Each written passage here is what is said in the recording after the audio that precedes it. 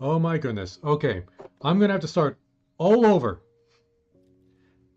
Good evening, good afternoon, good morning, good evening, good afternoon, good whatever time it is for you. Good day. So,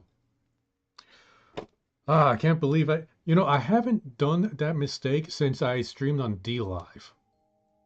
No, thanks for pointing that out, Dracon. Well, your full name's popping up, so John. No, that's it's good that you told me. Yeah, I'm a professional. I've been doing this for over a decade, guys. Yeah, I've been doing this for over a decade. Jeez. Okay, so anybody who knows me knows I love Warhammer 40k, and I really got into painting the miniature models. Back when I was working at THQ, I did some testing on the Space Marine video game. Yeah, Space Marine 2, that's out right now, huge game. Didn't work on that. I worked on the first Space Marine game, and that got me into the 40k franchise, and I got hooked. I got some models. Orcs was my first models, and then I got Tau, Space Marine, Chaos. Oh, it's just battle eventually. And I really love painting the models. It's chill, it's relaxing. I think it's a great hobby. I got a little bit too hooked on it though. Yeah, I got way too many models that my bank account is not happy about me having. But it's something I haven't done in close to a decade now. So with Space Marine 2 out, I got that itch. I got the itch to paint. I really wanted to paint. And in chat, my younger brother, he as a hobby he does 3D printing, and he has his own Etsy shop. Link is in the chat. Um, and I found this 3D model of a tank that looks very much like the Space Marine battle tank, the Predator, Predator Annihilator, Predator Destructor, the Rhino or Razorback, the Bale Predator. Like because the only difference is all these tops and then the Whirlwind. And I was like, hey, I could buy this model. It's from Warzone Miniatures. Also, link is in the chat. And asked him if he could 3D print it for me, and he did. Sent it to me. I paid him for the cost and labor. And I wanted to see I wanted to show you how it printed. Now, it didn't come out black. It came out this color, right? This is the way it came out. Like you come out with like when according to my brother, like he has a whole bunch of different types of colors he could 3D print. I wanted it gray because it's as close as possible to what regular 40k models comes out as. But I primered it black. Now, I've showed this before. You want to primer your models before you paint it. It helps the paint stick on there just a lot better, and it just looks better. It doesn't fade away as easily. And I didn't want to do that on stream because it takes like an hour to do. Because I take it outside, I spray paint it, gotta wait for it to dry. It doesn't take that long to dry, but the fumes kind of hang around, and I didn't want to bring it inside and have those fumes in here because make me dizzy. And even after an hour, you still get a little bit of the fumes. And it would have been a boring stream if I just spray painted it and then we just had to wait for it to like dry up and everything to air out. So I did it beforehand. But when he printed it out for me, I got the auto cannon top for the Predator, twin link glass cannon, the Bale Predator Firestorm, Bale Predator twin assault cannon. Now he got me two of these, and I suspect, John Boy, you could correct me if I'm wrong here, that this was a misprint because if you see the top, this one has a lid, this one doesn't. I suspect that he went through a few prints trying to get the perfect print, and this one accidentally did not have the top, so he reprinted it and decided to send me both. I could still use this. I could totally use this. I used to custom make my own models, like my own like build-ins and stuff for when I play on tabletop. Lids are removable. Great. Where's the lid though? Is this the lid? That's not the lid. Because ooh, like I got an actual Predator, right? From way back in the day. This is an old one. And you know what? I'll showcase that later. But you know what? Now that I think about it, hold up. I got this extra spare piece. I think this is part of my Land Raider. I don't know, it's like a Space Marine kind of sticking out. Has a Storm Bolter on there. I could glue that right on top of there. That's perfect. And I got some extra spare bits over here. And then we got the Razorback, uh, a twin bolter, right? Twin heavy bolter. And then, as I showed, the Whirlwind missile launcher. Normally, when you get this from 40 from the Game Workshop shop, you gotta buy these things separately. Like, you get the tank, and then like if you wanted the Predator, you get the tank and then these two. If you wanted the Bale Predator, you get the tank and then these two. If you wanted the Razorback, you get the tank and then this. And when the Whirlwind, you get the tank and this. So you have to buy the tank multiple times just to have the different tops. With that Warzone miniature 3D printer we got all the tops. We got the one tank, so I could just custom make this however I want. See, you attach them prior to shipping, but to be able to move the ones you're already painted. Extra cannon was damaged. Really? Oh, I just noticed. Yeah. Bottom row. So you reprinted it and sent it both. You know what? Like I said, I could totally. I have a whole bunch of extra bits. Like this is like one. Oops. Whoa, almost top of that.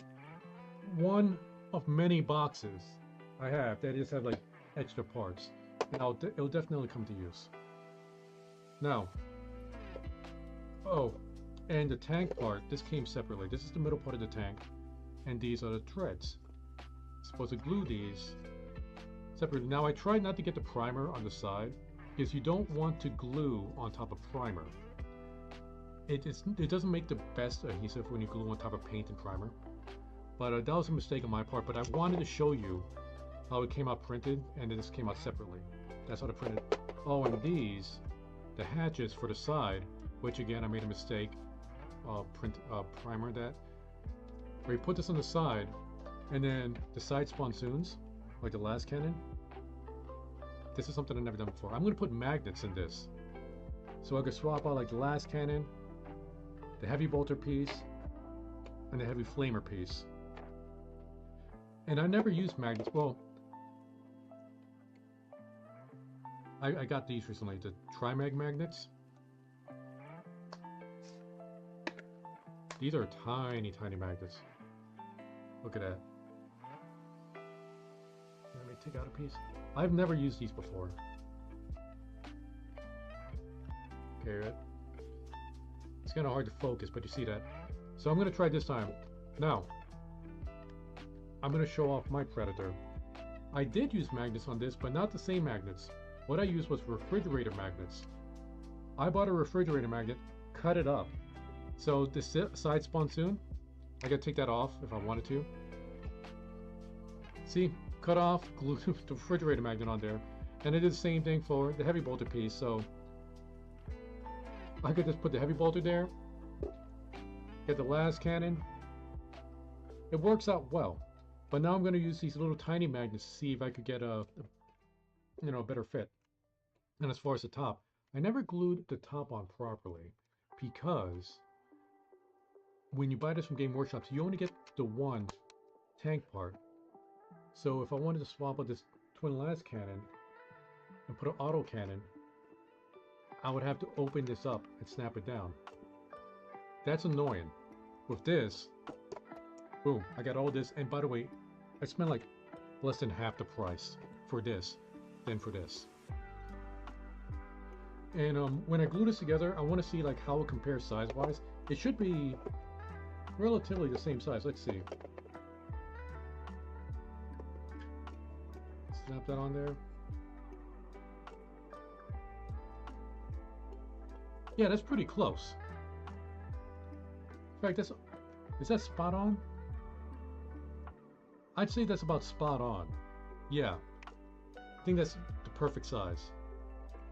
So I'm gonna put this to the side so it doesn't get in the way. Oh, and I want to show off like if you saw that to get in starting screen. This is my Space Marine Captain. Yeah, I use this to showcase back when I used to do tabletop chat on my old channel. You know, that and my Orc War Boss, which is in a different box, was what I would show off. The lids should swivel and close though. The lids should swivel? How would you make them swivel? They don't close. these would not be like the way these are printed or printed. It would be impossible to close. You would have to paint it there like that, and then you had to glue it like that. There's no way to close that. On the main cannon, really? No, no, those things are they're stuck. If they were meant to open, they don't. I don't think the primer sealed them.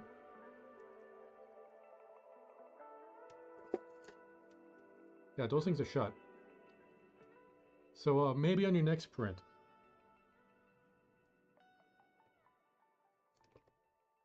But I mean, I wouldn't glue it on here, but you know, they'll swivel on here just fine.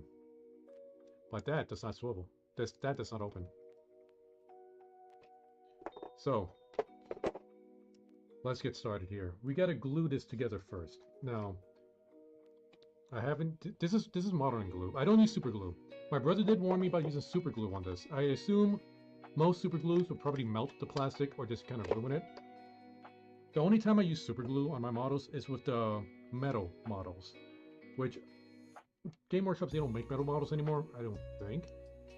Like only the old models are metal, and some other tabletop companies, they still use like the lead models. Those need super glue. This would not work on metal models. I tried. It's terrible. But this works perfect for plastic. Not melt, this won't stick because the glyco additive in the filament. Hey, you're the expert. Get a small knife and pry it up. I swear it comes off. Okay. Okay. I don't want to disrespect this Etsy shop and say something that's untrue. If this is it, you know, this is his side hustle. So let's see. Okay, let me put this to the side. Because underneath here, let's see. Whoop. Okay, I used to use these knives. Really sharp. I used to use these like to shape my models. Like if there were like any creases or things sticking out, I gotta shave it off. So let's see if this will pry this thing open. Or maybe you'll snap the knife because this thing is pretty fragile.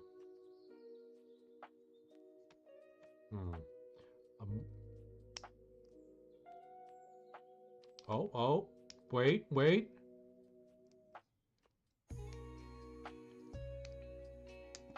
Hold up.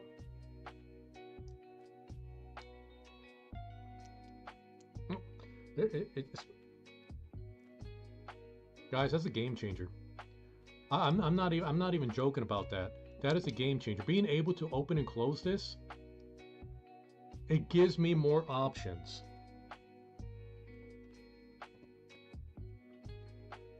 I could have, you know, even if I didn't want to have a guy with a gun, just have the Space Marine that kind of sticking his head out. Well, you know, that will have to come off, but you know what I mean? So, my bad. These things do come up and it does pop off too. So good to know.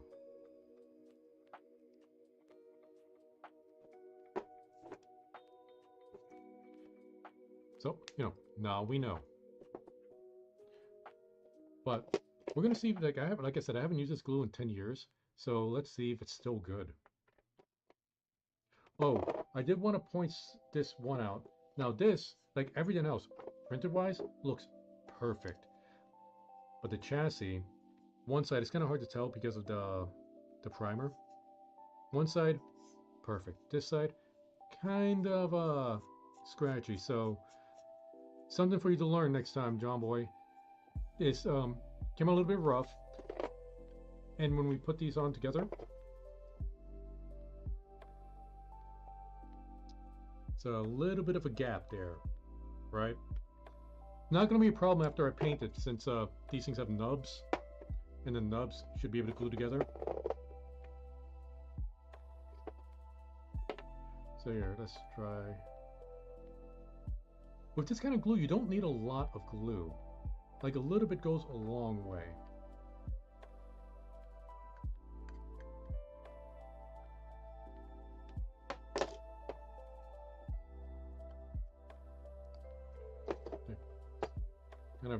rest it like that.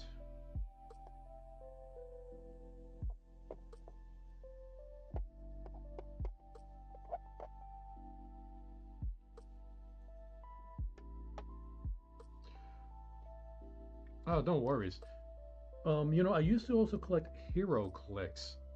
That's like a superhero stuff. Let's see, I have some old ones. Like here's like Hercules. I think that's from like DC. And who's this guy? Atuma. Like I have a ton of these. Only reason I still have these around is because sometimes I cut them up, and I try to make scuffed 40K models out of them. Like I use a bunch of these to make cultist henchmen for my Chaos Space Marine army. Worked out pretty well. Got the Punisher use his minigun in one of my cultist armies. But one of those, I remember when I bought it. I think it was the Wasp. Had a hair, like sticking out of it. Like when they molded it, there was this long hair just kind of sticking out of his leg. It was really weird. And one, I think it's like I had a Joker model whose face was actually painted on the side of its head instead of, where the face was supposed to be. Had a lot of weird things happen to my HeroClick models. So, these things happen. Okay, while that glue settles, we are going to try, here, let me, what is, I run a Blood Raven army. I love Blood Ravens because, hey, THQ. Relic, rest in peace. They don't exist anymore. They're one of my favorite Space Marine armies. So they are red, like a deep red, with cream colors and a little bit of black. So we're going to try to mimic that with this tank. I already pre-mixed where's my red paint? Here we go. I pre-mixed this my paints. Now, these are the paints I used to use, right? Again, over 10 years. I didn't buy new paints. So, and these are acrylic. Personally, I think acrylic paints are way better than the oil paints. I tried oil paint before, and on my Orc War Boss, he came out really, really shiny. Like super shiny. Like he was just like covered in baby oil.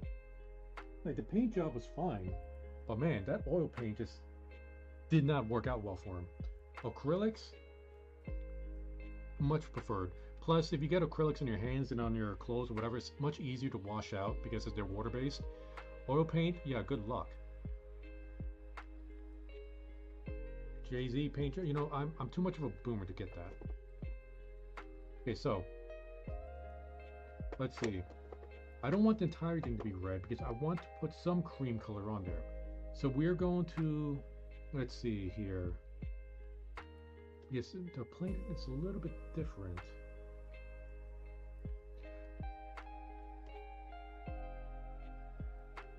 I am going to paint the metal plates red. Underneath the metal plates, the non-metal plates, I could paint a combination like some cream and some black. I think that's what I'm going to do. So, these are my brushes. I have not used these brushes, again, over 10 years. Now, some of them are really fuzzy. If I should have bought anything new, it should have been brushes. Okay, I mix this paint myself. Oh, and with the acrylic paints, most of them turned out fine except the black. It actually separated, so it's like half water, half paint. I had to like, shake that up a lot. Okay. First time painting in a decade.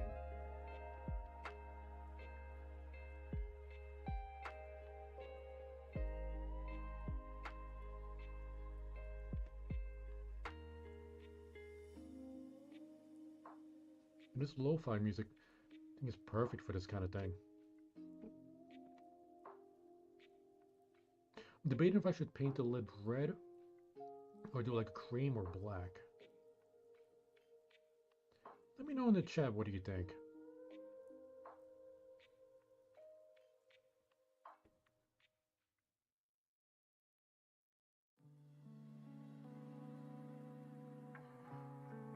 By the way, this lo-fi music I'm playing, I just kind of went on YouTube, like search lo-fi, and what channel is this I'm on? Let's see, this is called Chili Music. That's just what it's called. This is an 11-hour loop. I doubt I'm gonna be streaming that long. I got work in the morning.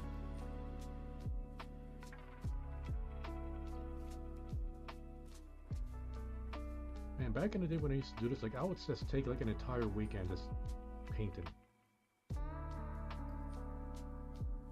It's a relaxing hobby.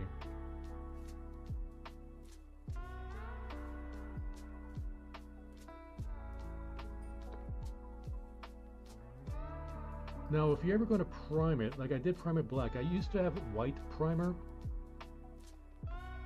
Now, the difference, like if you're going to prime it like a specific color, I would recommend either black or white. There are different color primers, but the reason I would pick like one of the two is that the paint kind of blends in with your primer. So if you wanted to have lighter colors, use white primer. If you wanted your colors to be a little bit, you know, a deeper color, darker color, go black. If you wanted to do like something in between, use gray. But I only had the black paint, and for some reason I have olive green primer. I think I used those on my orcs.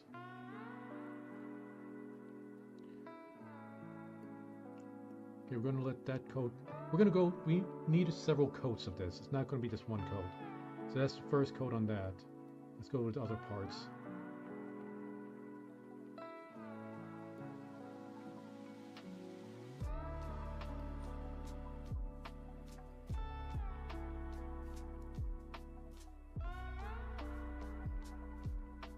Oh, and I also want to apologize for coming in so late.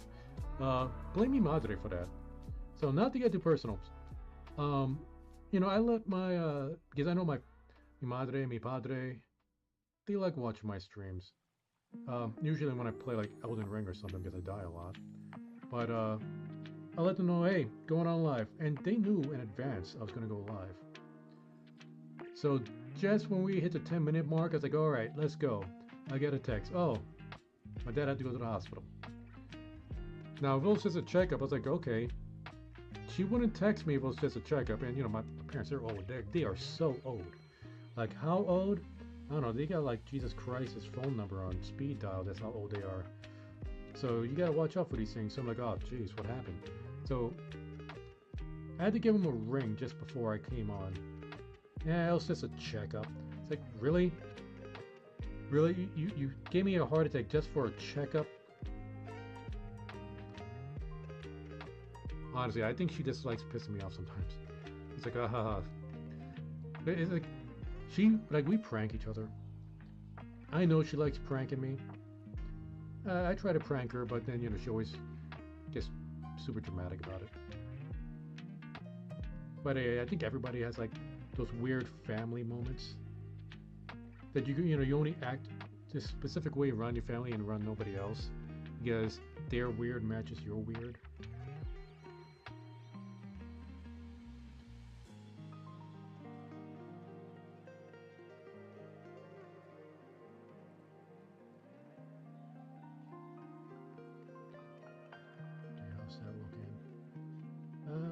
Get too much in there. It's kind of globbing up. All right, let's get this little back piece.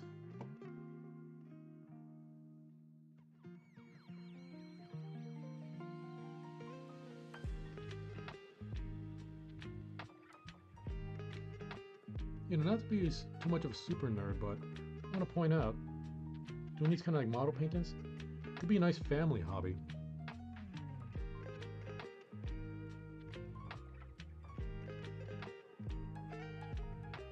I almost wanted to get a 3D printer when I found out like you do stuff like this.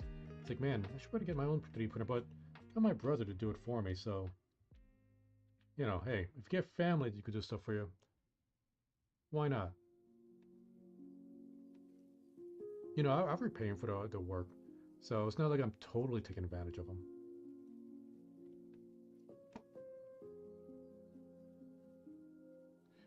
Yeah, all the weird ones think that they're normal. You got that, Dracon?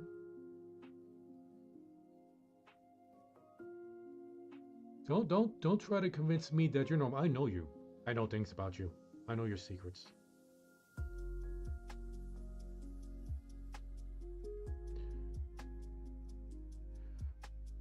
I mean, I could just start talking about my brother's childhood. You know, if you really want, like, the bottom part's not that important since it's not going to be seen, but just want to have just a little bit of red so it doesn't stick out too much if it's unpainted. Think? Mm-hmm. Belief can be dangerous. So, back in our younger years, Dragon, he really wanted to be known as like the wild one. And he went out of his way to do like weird, dumb things, right? Because people thought it was funny. He was the class clown. Like, wanting to ride in my friend's car in the trunk. Because you know what? Hey, that's funny, right? If I'm riding around in the trunk, I'm sure that if the police see him crawling out of somebody's trunk when we park the car, isn't going to look suspicious at all. Why did he want to do it? I don't know. But apparently he thinks that's normal.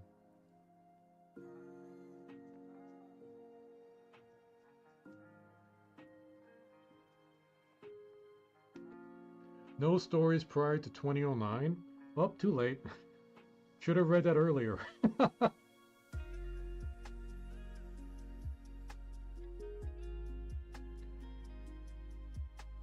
Now you see, that's unfair that he's asking me not to say a story prior to 2009 because I moved to Arizona before 2009, I think. Wait, yeah. So we didn't really get to hang out much at all since then, since we're in different states. You know, he goes to the military, he gets deployed. I'm here in Arizona, going to school.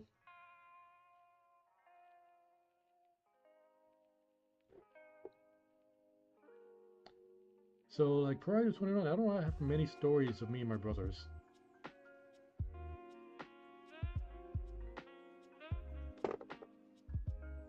There's some metal plates here. This is just the first coat. This tank's gonna take a while. Now, I remember way back, I wanted to try and get into airbrushing. Because you could do some really, like, from what I saw, like, airbrushing is, like, really good for painting. There's some neat tricks with that. Superior paint jobs, at least the paint jobs I saw. But the setup for paintbrushing, I mean for airbrushing, was way more than I thought it was. Because I bought myself an airbrush thinking I just need an airbrush. And I even bought paints for the airbrush. Do I have it around here? Like I got a, yeah, like I got this for the airbrush. I got this little box filled with a whole bunch of, where's that box? I can't find the box. It's somewhere down here for the airbrush. But I didn't realize you needed to have like a compressor. It's like, oh, okay, well, let me get a compressor.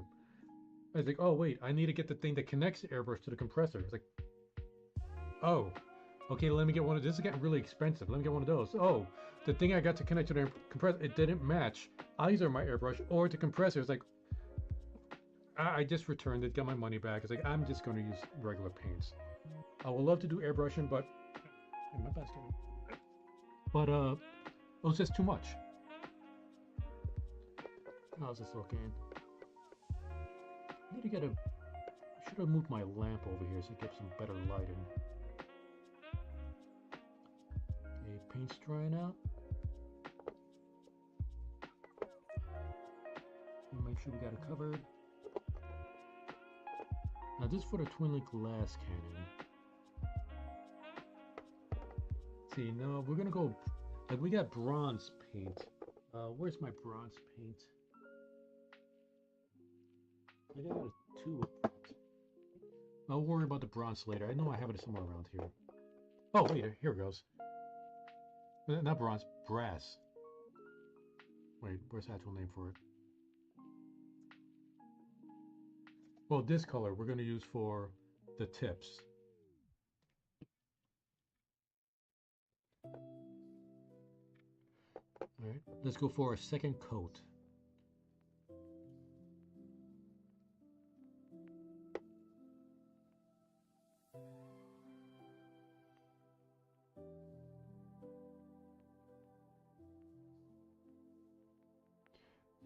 You know, when I first started doing painting, Celia bought me this brush.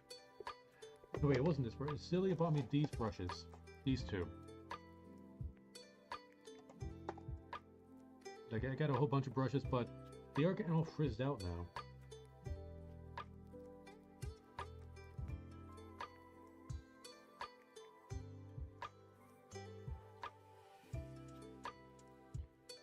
Now, streaks is something I always had trouble with my painting.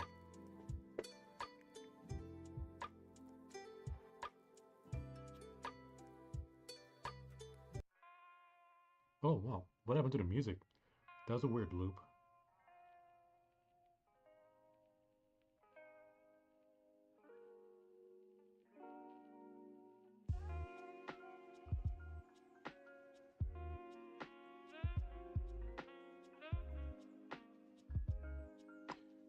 Yeah, let me know how you guys like this, these kind of streams.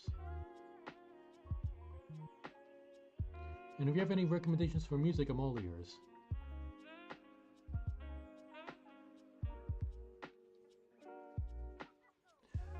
Okay, these are vents in the back. I should add some black to that for the vents.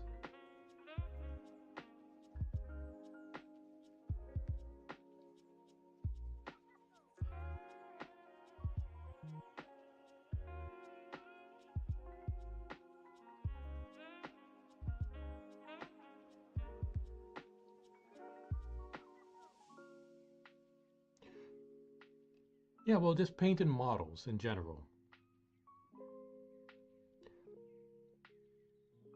Right now, like, we're starting with the cannon. We're going to get to the vehicle eventually. Like, I'm not a speed painter. I know there's some painters out there, specifically who use airbrushes, who could go through this kind of stuff really fast. I don't have that kind of skill. Not even back when I was doing this regularly.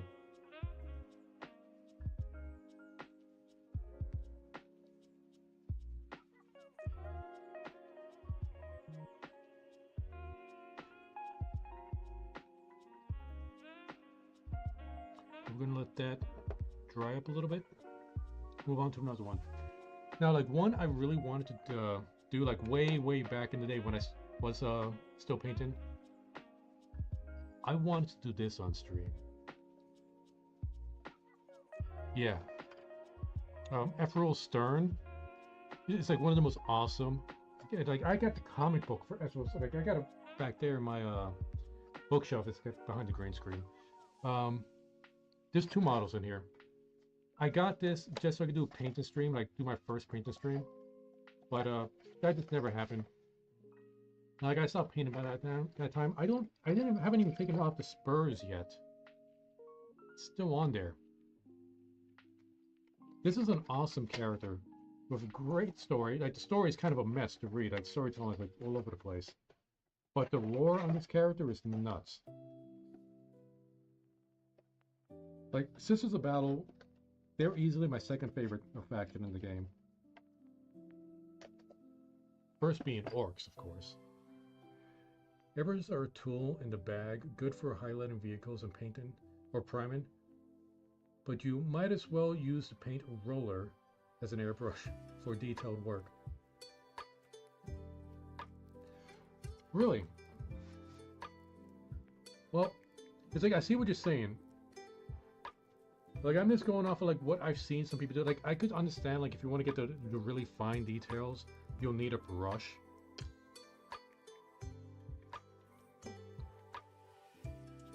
But for like bigger pieces, I don't know. You know what? I'm not expert at airbrushes. What do I know? You're probably absolutely right. Well, Aaron, if you scroll through the chat, so you know, this is a 3D printed model. This isn't officially Game Workshop's. I got the 3D model, the 3D actual 3D part from Warzone Miniatures, and my brother, who runs Fig Nations Creations, does a 3D printing as a hobby, and he 3D printed it for me, and it came with all the different like tops, you know, for Razorback, Whirlwind, Veil Predator, both for the Annihilator and Devastator Predator. with the side sponsoons and stuff for a much, much cheaper price. And this is my official Predator that I got like over a decade ago and painted up myself. Same size, same dimensions, just slightly different, like with some of the plating and stuff. So it's not, doesn't look exactly like it, but it'll still pass off as a Predator. Or Razorback, or Rhino, if you, like here's a lid if you just want to make a Rhino for it.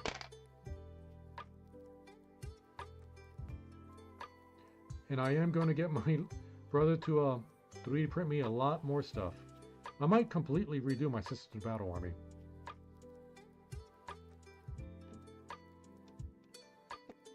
Do bolt action instead of 40k?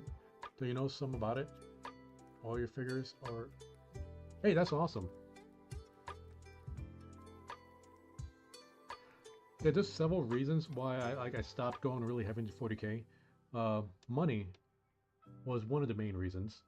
This is an expensive hobby. 3D printing makes it so much more affordable.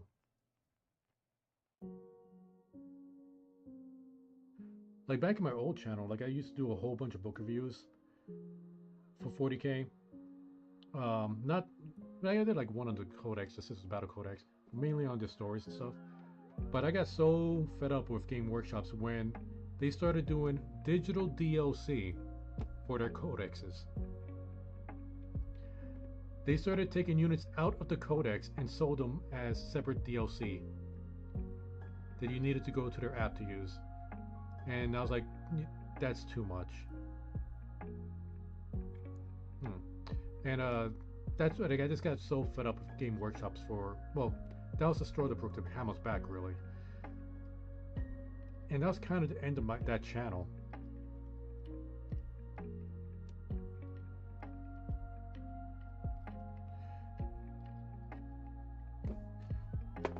Yeah, and their models are so expensive. Now, granted, they make incredible models. Like some of the detail they put into their models is top notch. I mean, I could cry about how expensive they are, you know, till the cows come home, but I cannot deny the fact that they make good models. But when you get their codexes and when you actually want to play this on a tabletop, you need to buy and rebuy your armies and sell your armies and buy different armies just to try to keep up if you're going into the tournament scene. It is ridiculous. Like one that I'm really upset with is I got the 10th edition rules. Thankfully, I was able to download that for free, legally. And orcs is my main army. And when I looked at the tank busters, it's like I had an entire squad of tank busters. And now my entire squad of tank busters does not work because they changed their entire weapon loadout. It's like you are required to have one tank buster with this weapon loadout, another with this, another with this. So the old tank buster squad that I bought from Game Workshops back in 5th edition is no longer viable. I have to buy the new models just to be tournament friendly. And that goes with a lot of their models. Like if you want to keep it in tournaments, you just got to keep rebuying and rebuying. And I was like, no, thank you. But it doesn't change the fact that I like painting. I miss this. Right, let's go another coat. Can you guys see this? Like my hand's too much in the way. Yeah, since this is my very first ever painting stream, like if you have any tips, I'm all ears.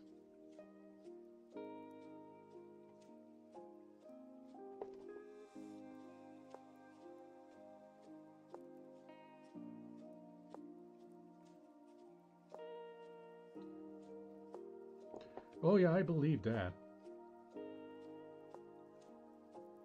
And when it comes to their stories and lore, I know for a fact that toys come first, lore comes second. The lore is based off their toys. Like the Primaris Space Marines, that was definitely their bid to move on to the heroic models. And then they made an entire lore story moved the entire story forward to 40K, which they haven't done in literal decades, just so they could make their new primary Space Marines.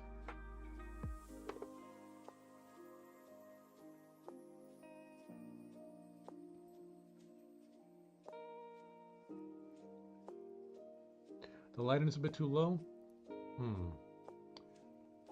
See, how can I fix that? Give me a second.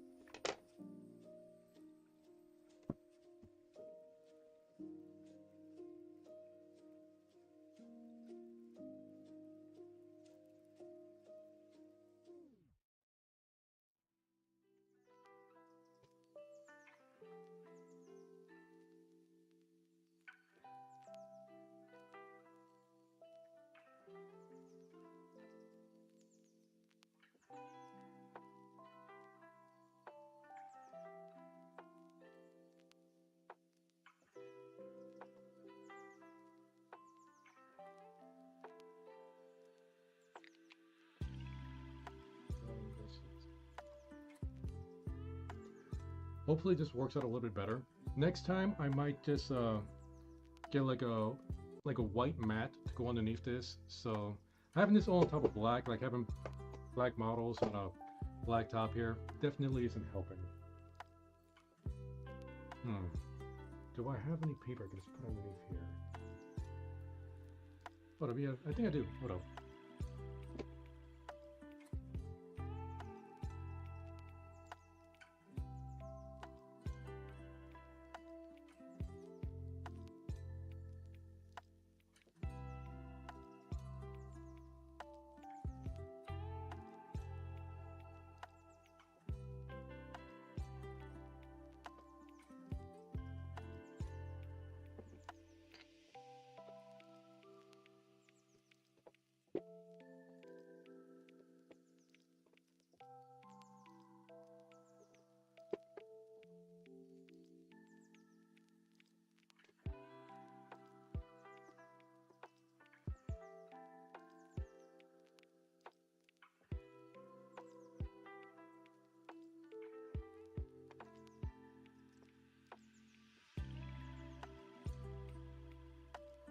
Hopefully this works out well for now. Next time I do this, I'll try to get something a little bit more presentable.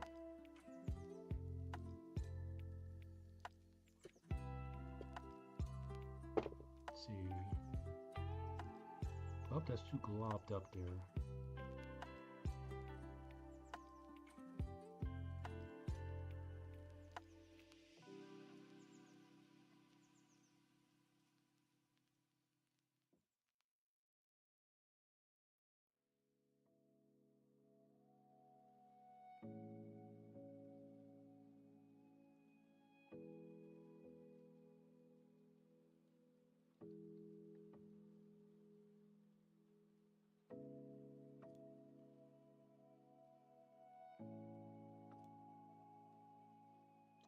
Mess post-hurricane.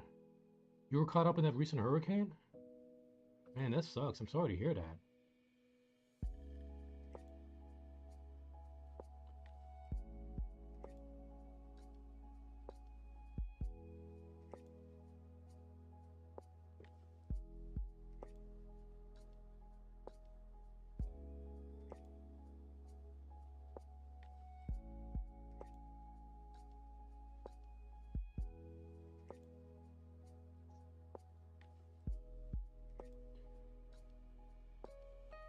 Let's just get a little bit on the bottom here just so it's not completely gray.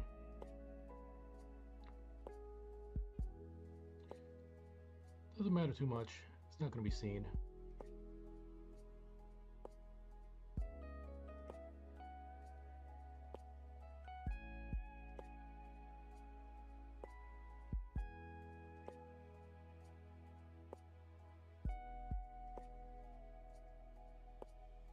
You're going to let that dry up a little bit before you go on to any more coats.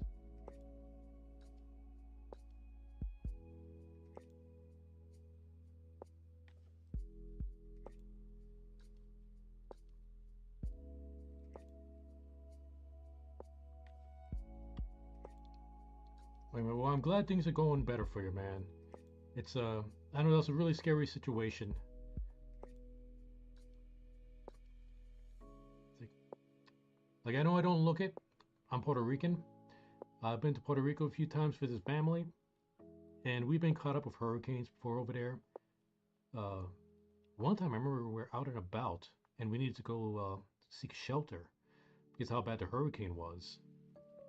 This was, man, I don't know how many decades ago. I was maybe 13, 14, so it had to be like 30 years ago this happened.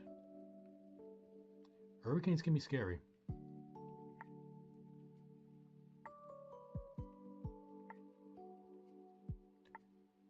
Yeah, and I lived in New York for maybe the first 19 years of my life.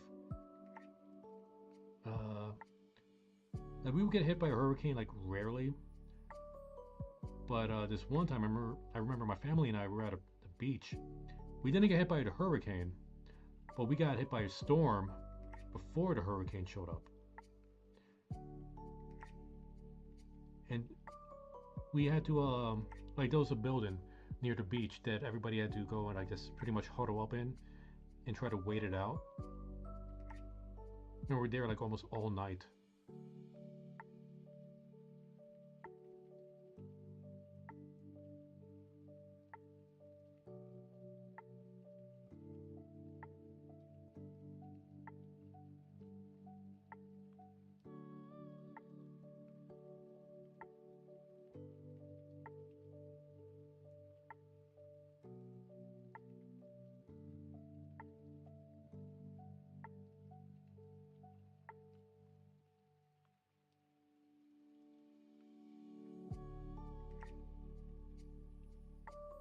Well, it's good to see that you're prepared. And hey, I'm glad to see that you're here and safe.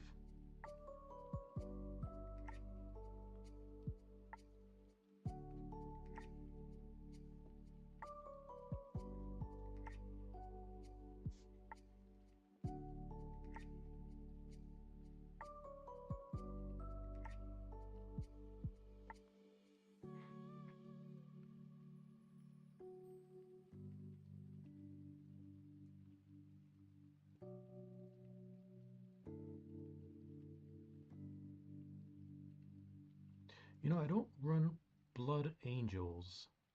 Is that's what the like this is for, and these pieces for the Bale Predator? Blood Angel specific, but I'm glad I have this. I can at least use a Flamestorm cannon if I ever wanted to use this for my Sisters of Battle army, for their emulator tank. Now I'm just getting too lost in the meta of it all. Not really meta, but army formations. It's like the main reason I want to completely redo my Sisters of Battle army is I never got like an entire army of the official models because well that would been way too expensive, and at the time they didn't have the new resin models. They were still using the old metal models, and my goodness, it'll be like $40 for like 4 models or something. It was ridiculous. So I went to this other website, and keep in mind, this is like over 10 years ago. It was like a model website for like D&D stuff and other tabletop stuff, and this really cheap retailers. And I was looking for female soldiers, and I found future sci-fi female soldiers, 98 cents a model. I was like, yep, I'll buy 100 of those. And now I have my sister army for less than $100. But you know what? You get what you pay for. That was the cheapest plastic I have ever seen. And they're all bent. Like when I put them on the bases, I needed to like add extra clay underneath the bases to tilt it up to a side so it looked like they were slightly standing straight up. But you know what? That's my army. I got those models. But when I was looking at these 3D models, like for this tank, there's a whole bunch of other 3D sellers there. I saw one that this guy did a pretty good sister army. So like, you know what? Maybe I'll completely redo my Sisters Battle.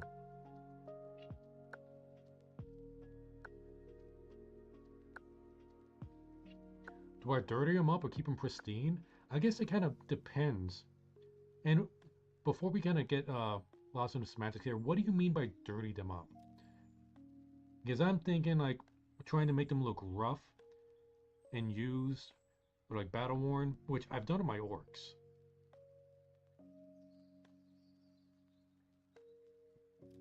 Or do you mean the where literally put dirt on these things?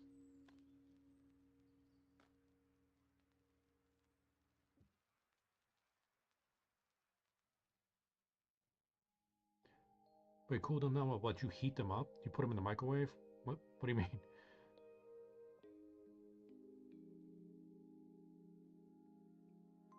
Battle one? It depends on the model. It's like I said, I've done it with my orcs before.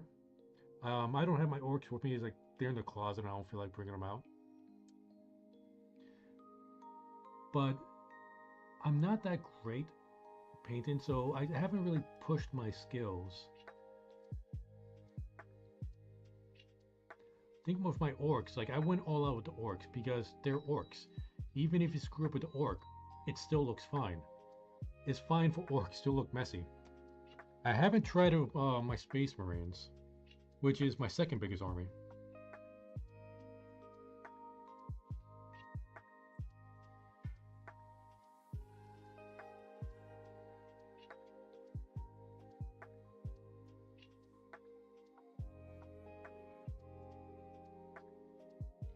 Right, that's just to cover that up. Also top looking. That's the more important part. Still a little bit wet. Gonna let that dry up. Wait, how's the tank? Oh, nope. Glue's still wet. Alright. Gonna let that glue dry up some more. I forget how long it takes for that glue to dry up. After you cast plastic models in there.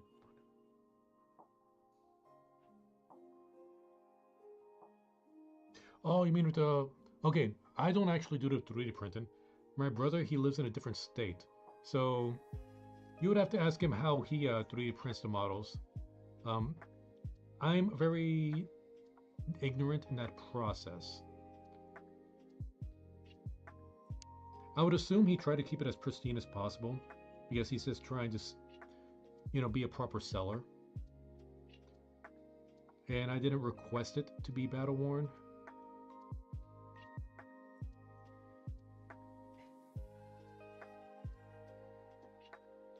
But as far as like what I did with my orcs, is I would quite literally like take a knife and like cut them up a little bit. I would add extra bits. I would even take clay and I would model something. Uh, something as a hat or a piece of clothing, but or something else to make it look like a little bit more beat up, or add a little bit more flair to them. I don't have any of that clay left.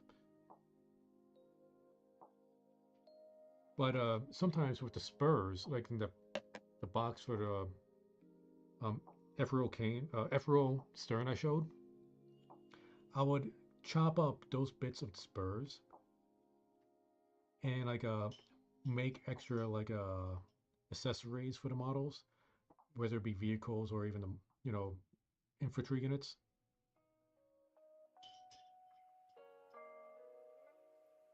But yeah, maybe someday I'll do a showcase of my orc army. Like that was definitely the one I went the most creative with.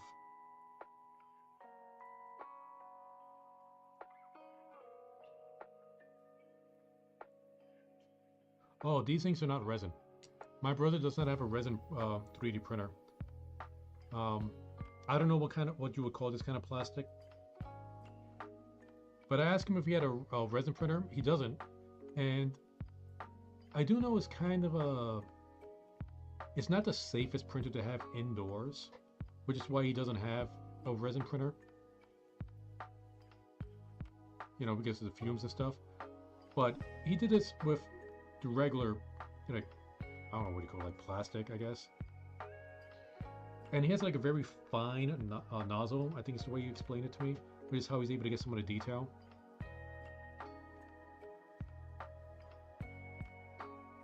I don't know, like I think it took him like 2 or 3 tries to get the entire tank down, because I know at least with this, it kind of, kind of broke a little bit, like the things underneath here broke. So it's not a perfect process, but what he sent me Looks beautiful.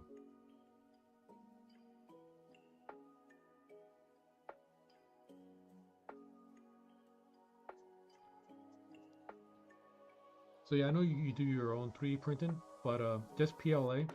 What does PLA stand for?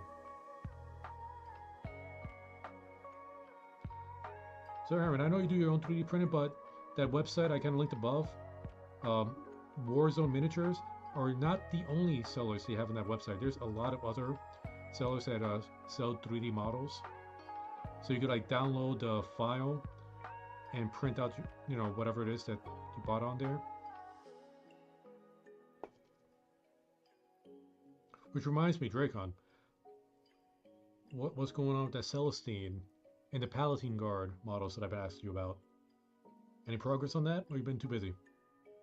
I have Celestine, but it's the old Celestine model. I want a new one.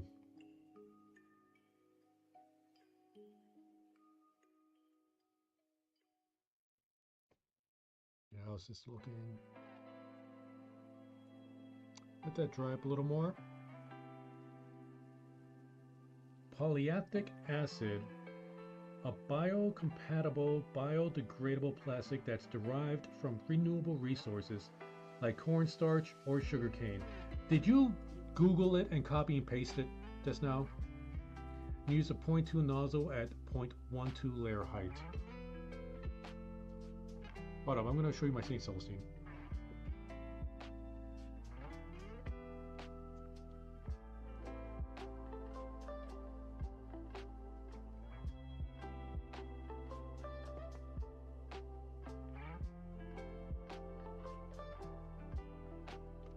Alright, so this is the original old model of St. Celestine. Now, she didn't come with these wings. Remember those hero clicks I showed? I tore these wings off of one of my hero clicks. I think it was Hawk Girl. And I glued that on her back. And the fire, I think that was from the Human Torch. I ripped off the fire from, might have been the Human Torch, and glued it to the end of her sword. So that's how I kind of like custom made this Celestine from the original model. Usually she's supposed to have like a cape that kind of hovers behind her that's held up by two cherubs. But the base, this is a 25mm base. Well, 40K doesn't use this anymore. They use 32mm base because they go into heroic size, and now all their models are bigger. So tournament wise, this does not work anymore. So Dracon, you saw that new model I found on that one website. Oh yeah, and Celestine now has 2 bodyguards that you need to use with her when you take her on the field, the Palatine Guard. So even if this was tournament legal, I don't have her bodyguard unit. That's something else I need to buy. Thank you, Game Workshop. I'm going to continue going to 3D printing.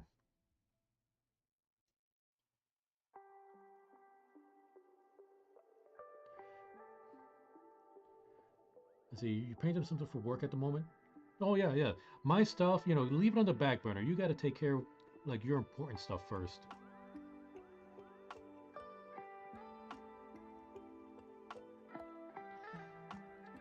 After the work model, you have Hue Forge to make. Hue Forge.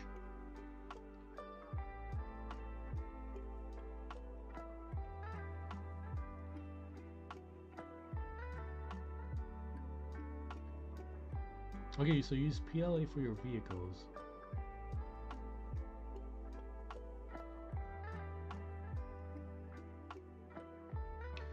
Alright, you guys are using a whole bunch of words that are just flying over my head. Just a bunch of dorks, like 3D printing dorks. And I'm jealous.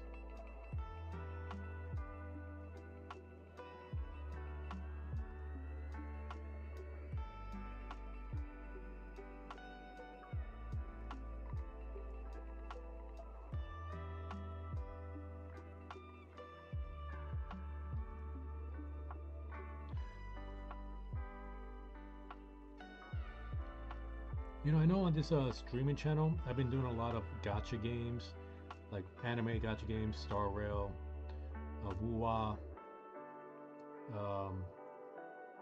I'm even forgetting the other one I use. Xenozone Zero. And there's a new update for HSR, Honkai Star Rail, that I normally would be streaming, but since that game's story has gotten so terrible, and since Space Marine is such a good game, and made me want to paint again, I might just go back to my roots. When I originally started streaming on DLive, it was strictly a Warhammer 40k stream. I would just stream Warhammer 40k games. You know, that's how much I love this 40k. You know, no matter how much Game Workshops tries to destroy that love.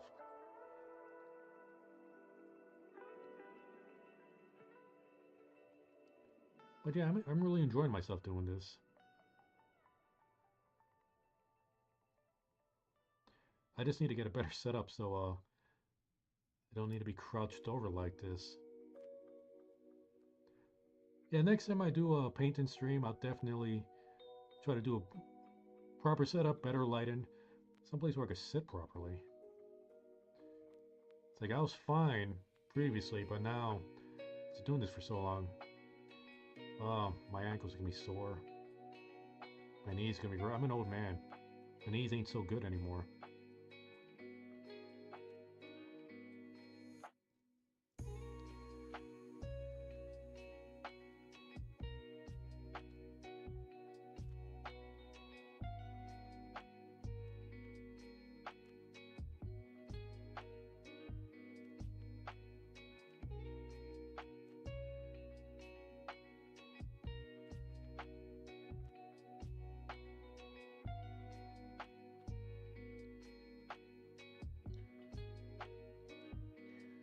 See, it's a different type of plastic. You pick the type.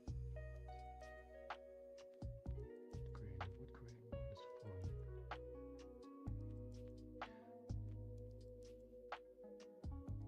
Oh, that's pretty neat.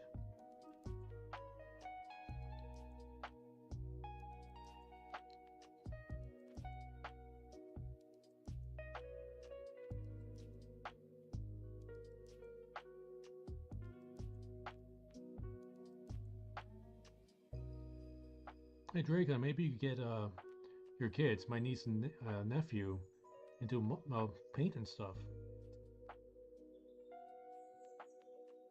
I don't know. My niece, she recently got her first smartphone, and my goodness, does she love this texting and chatting with everybody.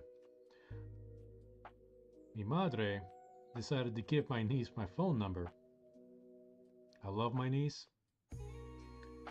and she loves chatting with me over and over again.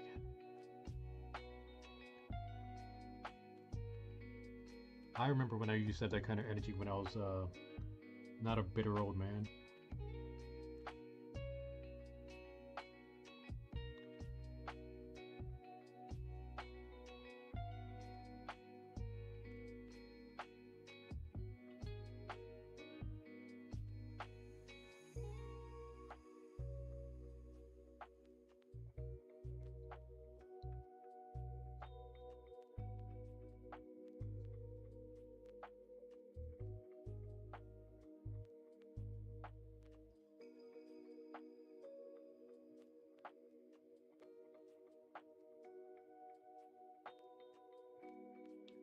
Oh, was she using up all your minutes?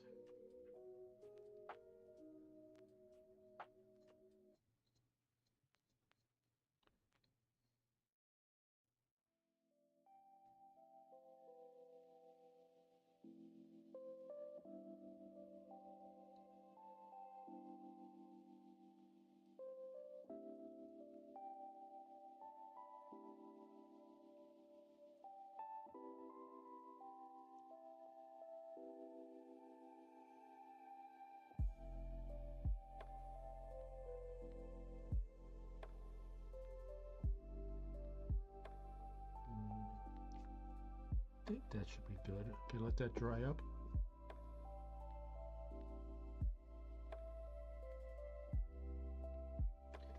Let me. There we go. All right, this is gonna be sore in a bit.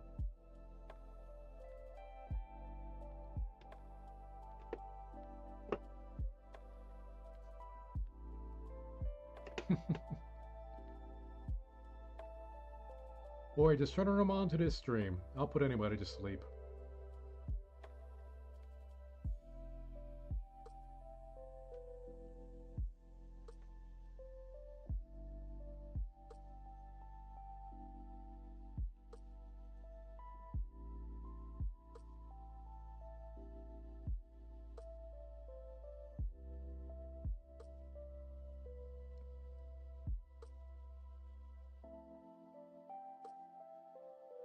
Well, and if you guys think the music could be a little bit louder, let me know. Like in my ear is fine, but I'm listening to it directly from YouTube. The OBS has a different volume setting.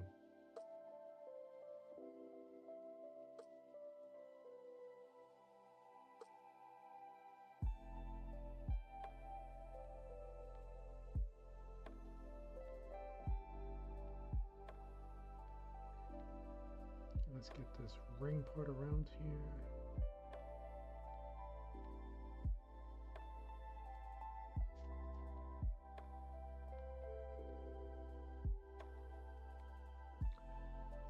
What about the guns? Ooh. There's another reason why you want to use acrylic paints, is you are going to get it on your hand.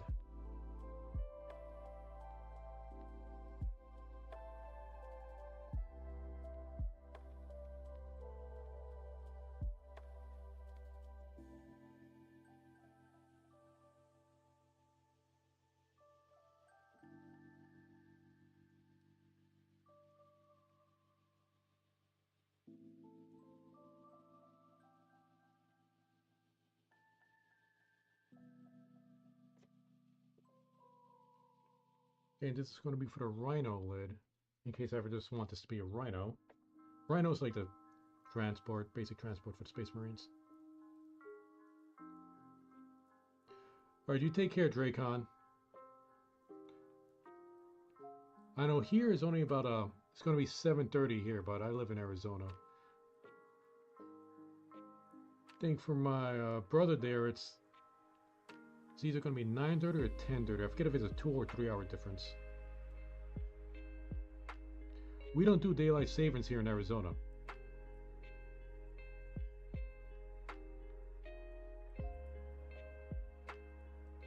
Okay, I want the rest of this to be cream colored, but this top back here I want it red, and I want the rim red.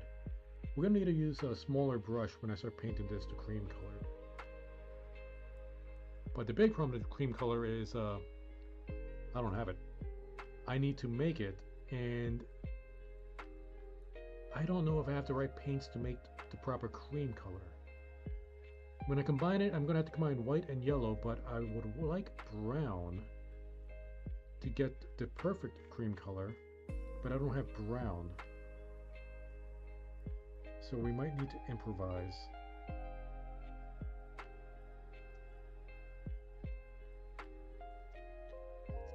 Okay, I'm gonna get a toothpick here, push that to the side, let that dry.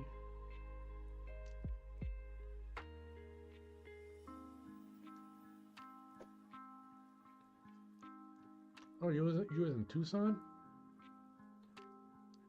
Never really been. Like I lived in Tempe, lived in Phoenix, lived in Mesa. Never Tucson. But who knows? In the near future, it might change. I am doing some house hunting, so it depends where we find our dream house. Me and Celia.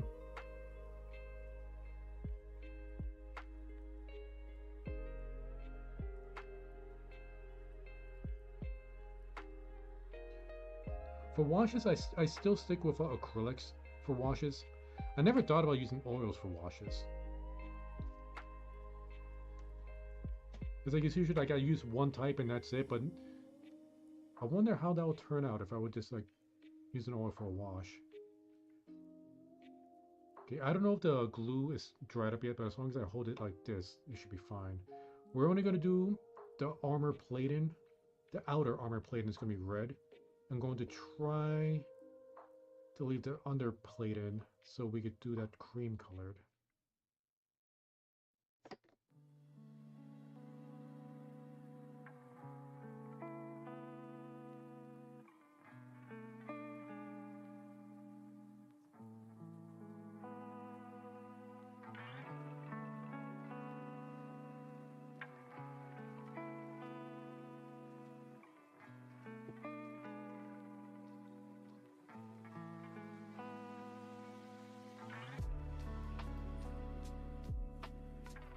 Yeah, for stuff like this, I wish I had a bigger brush.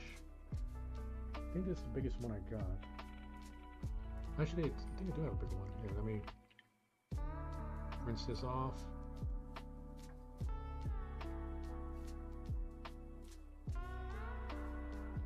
Set this up there. Yeah, this one's a bit bigger.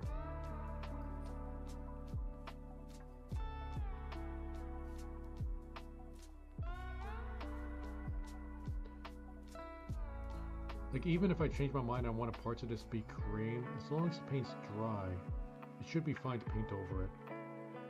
Just gotta make sure not to make it too thick so it doesn't get all chunky.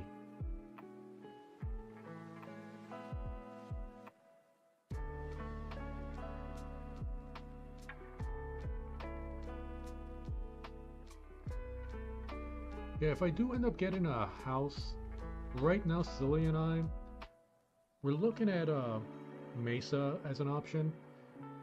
Tolleson was another option. I guess a pretty nice house there, but that kind of fell through. And I know that's like an exact opposite of Mesa.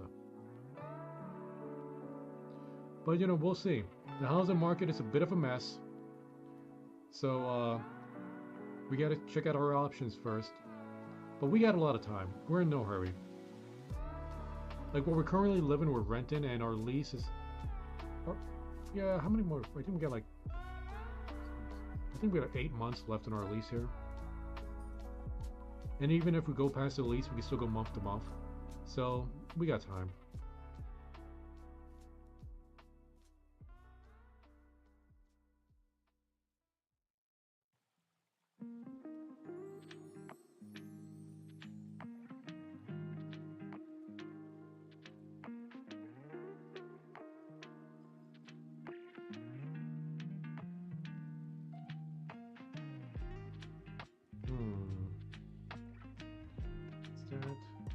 Well, that's technically the overall plating too.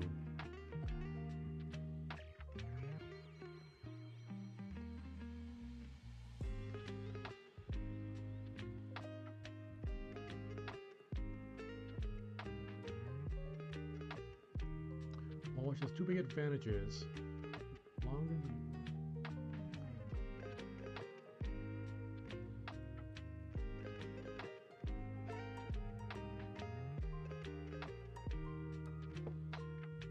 Alright, cool. That might be something I tried in the near future. I used to make my own terrain too, mainly out of cardboard boxes and, you know, milk jugs and like old toys I would find like at the Goodwill. Just anything laying around, because you know I'm a cheap guy like that. And hey, when you're on a budget and you want terrain, anything works. And I know for like models, like some people like to like put dirt on the base, but like there's a special kind of model dirt you would glue to the base, you know, to make like terrain effects. No, I just went outside and I just grabbed some dirt and threw it on there, and I try to glue that on the base. Realize it doesn't work as well as model dirt, but I still got it. It's still there. I think, I don't know, I got out my orcs. I need to pull out my orcs again and see how well that's still sticking on there after 10 years. Alright, that's gonna be... Oh, wait, let's get this crease here. Paint building up. Okay. Get the plates on the side here. Now this model, it's weird. See these circles on top here? You don't got that on the regular Game Workshop things. Now, find out that the sponsoons, which are supposed to like hang out on the side here, actually have a hole up top. You could stick that there like that. But it's upside down when you do it that way. Looks kind of weird.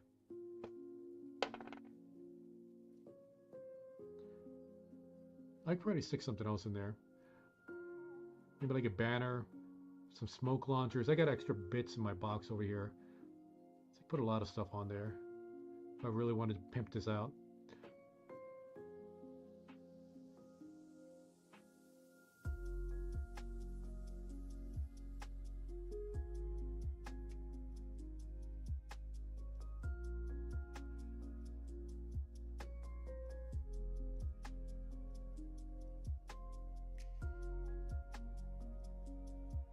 Oh, that's a shame. I would be so heartbroken. I'm sorry, man.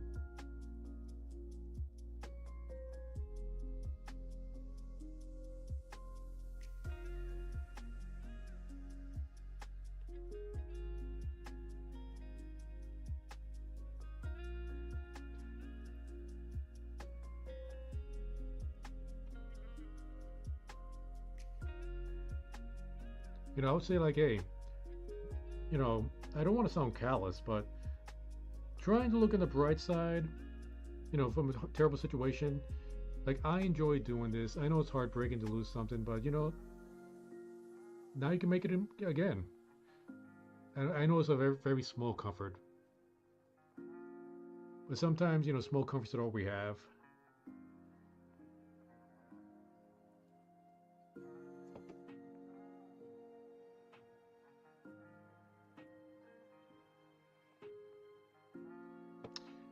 Now, you weren't here earlier. I mentioned this. I've never used these magnets before. I bought these just for this model. I bought these tiny magnets. So I don't need a bore hose because the hose is already there. No, wait, that's for my old model. Yeah, there's a hole in there already. So I just got it glued in there, and on the side, sponsoons where they will connect to, also has a hole. So I just need to make sure I get the magnets in there correctly. I've never used this before. Like before, I would use refrigerator magnets. I'll cut up the refrigerator magnets and glue them. It's kind of ghetto, but do what you got to do. But this time I'm going to try to use those.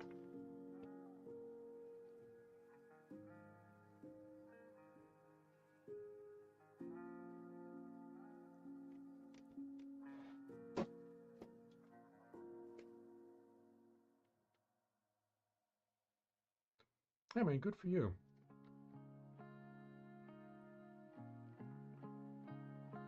Oh, okay, that's not, glue's not dried up. Gotta be careful.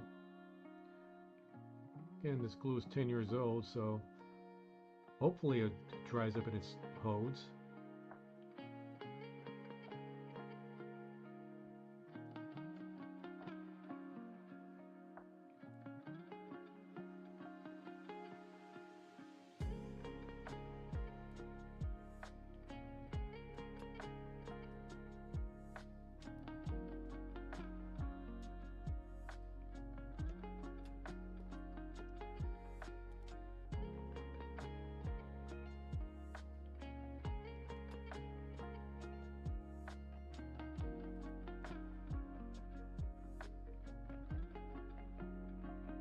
When I looked at this on stream versus like my own eyesight, the reds really pop out a lot more when I'm looking at it on stream. Like when I'm using it just my old eyeballs, looking at it dead on, it's really hard for me to see it.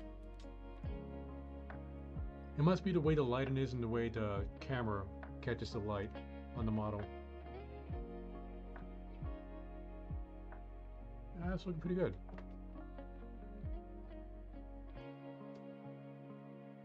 Careful not to touch it too much. I don't want to ruin the paint.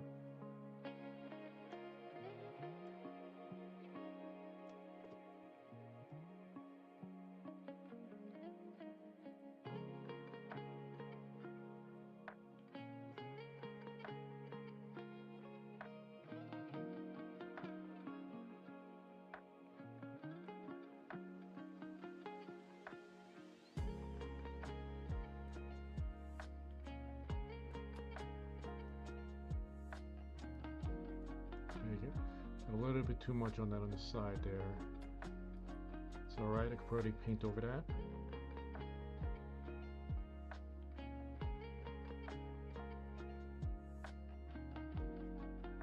Maybe I can clear some of that up.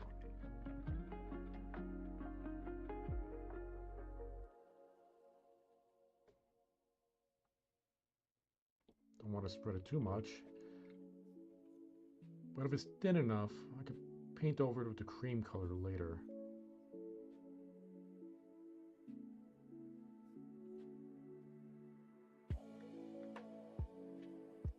Yeah, I think that's fine.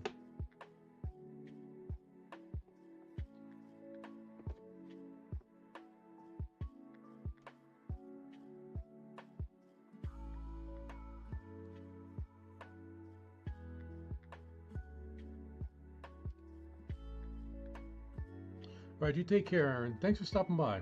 Hope you enjoyed.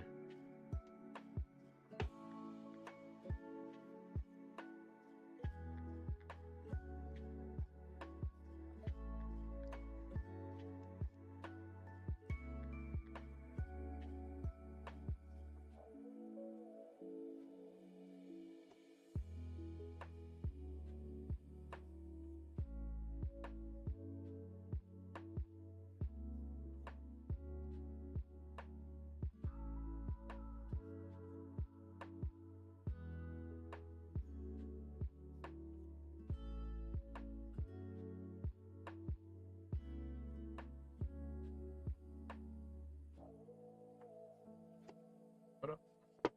My butt's getting numb. Gotta get up. All right.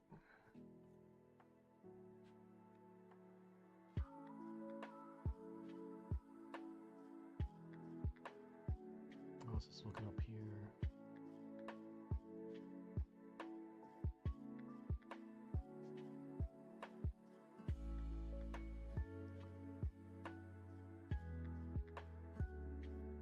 This looking fine. Did I miss any spots? All right. I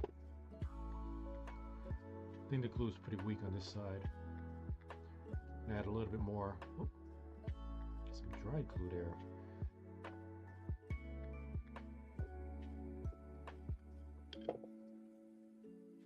I don't think it got pressed. Well, not enough at least.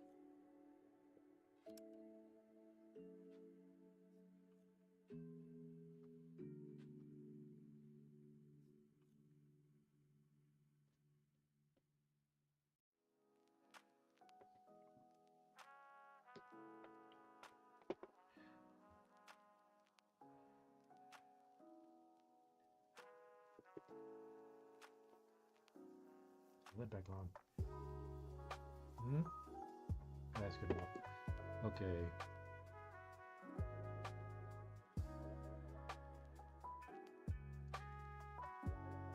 Right, gonna let the reds dry up. So I could either start working on the cream color, or and this is what I've really been stalling on: the magnets. I'm worried about screwing this up because these are tiny, tiny, tiny. I underestimated just how tiny these things would be.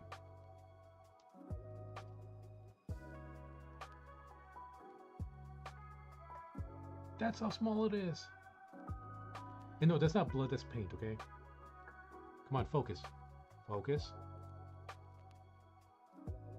Almost focused. But yeah, it's really small. So, even if I glue this, well, get a good amount of glue on there, putting it like positive or negative, up or down, that's going to be the problem.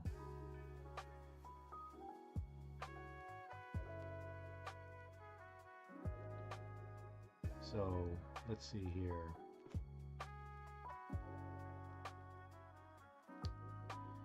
Okay, this thing is looking a bit of a mess.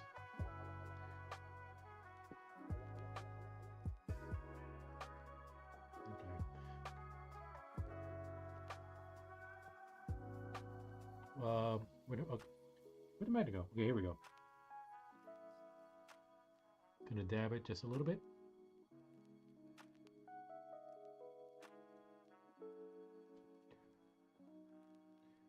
Gonna put this on. We'll start off with the heavy bolter. Oh wait, get to the. Okay. Use a toothpick. Press it down.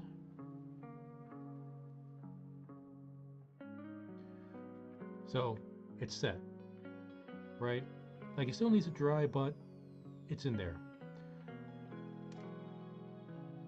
Now, this is going to be one of the side things it's going to attach to. So I need to make sure to put the correct side of the next magnet on this thing. And I got to match the same thing with every single one of those pontoons. So let's see. which is positive, which is negative, which attracts. That was correct.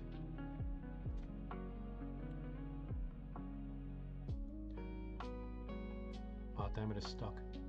Oh no. Oh dear. Can you get it separated? Oh my goodness. So much for the glue. It goes, this was okay. Alright, I'm gonna try to put this down. No.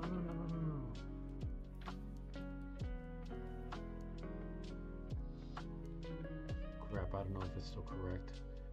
We're gonna play a guessing game here.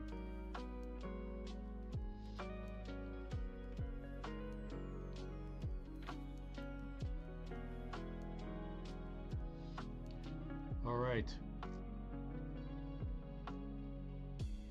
I don't like this guessing game, but we're gonna do what we gotta do.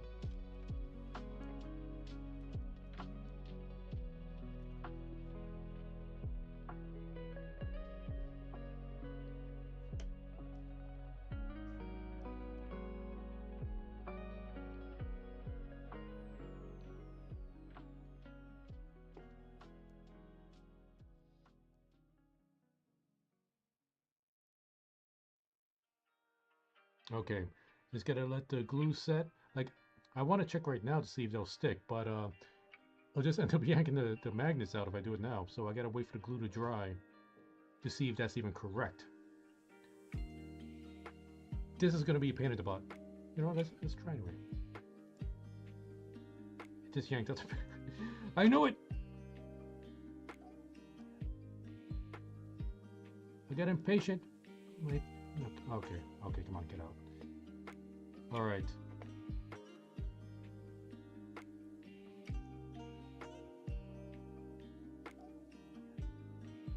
You know what? This is what I'll do. Put a little bit of this glue here. Put a little bit there.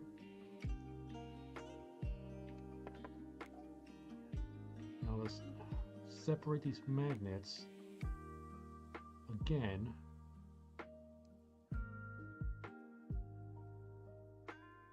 All right. You need to go in like that. Don't flip. Don't flip. Stay. You stop. Okay, don't flip. There we go. Okay.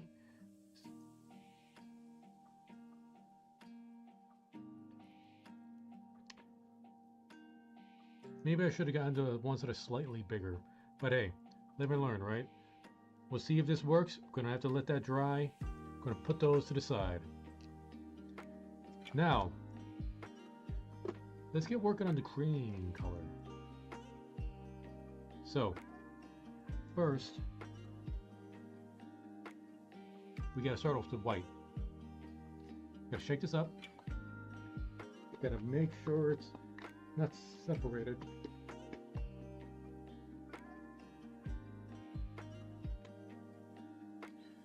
Okay.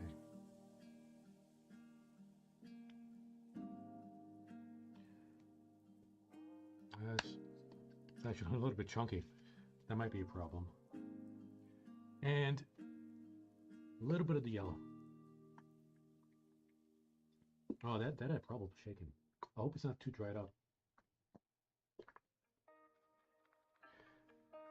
The reason I didn't go out to buy new paints is because it's so much like of these. I got so many of these. Ah, and I didn't want them to go to waste. So I'm just kind of like praying that they're still good. Okay, I'm gonna put this a little bit, just a little bit, just a drop. Come on. That's all. That's all. All right. Use a toothpick. Stir it up.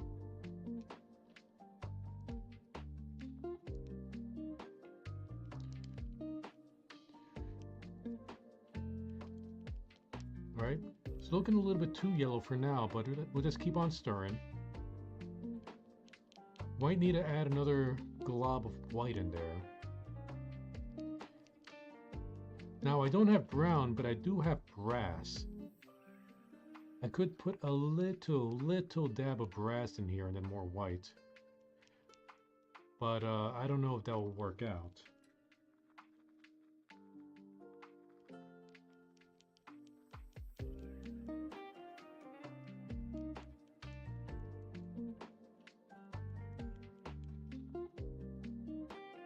Alright, that's looking a little bit too yellow.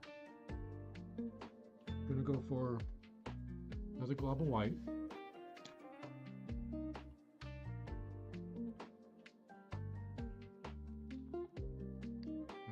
So you can see it. Okay.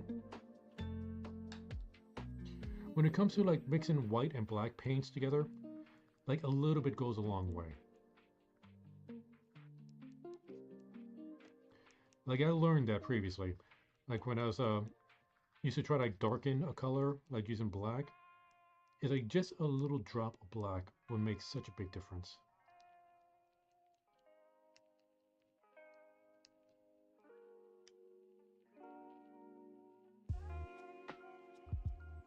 Okay, I don't know. We need more white.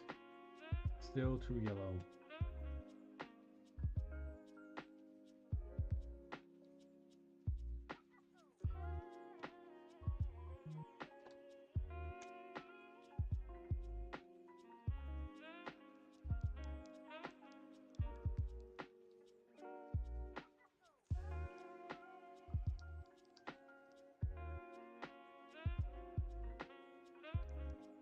How's that looking?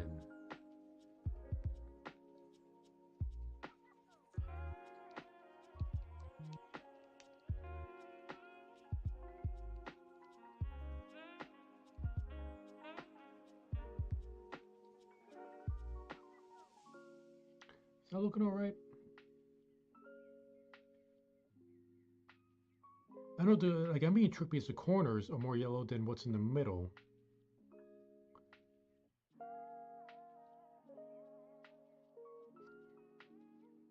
I think of one more dab of white should be able to do it.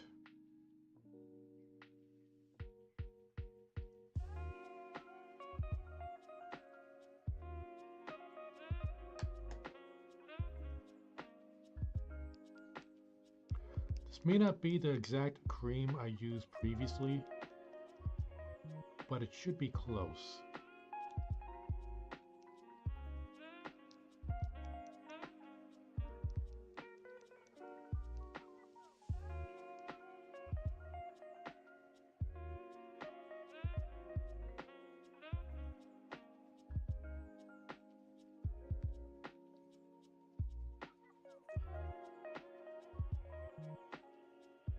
How's that looking? Let's see how it looks in the... That's looking pretty good.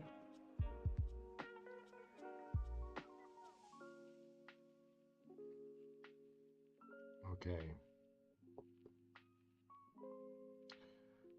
We will start with this. Let me rinse that off one more time. We're not going to use this one. We're going to use the smaller brushes.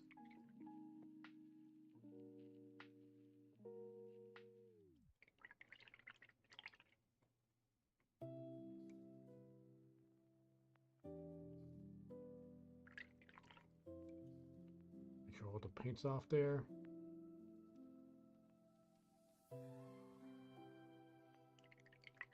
I saw a little bit of red left on there.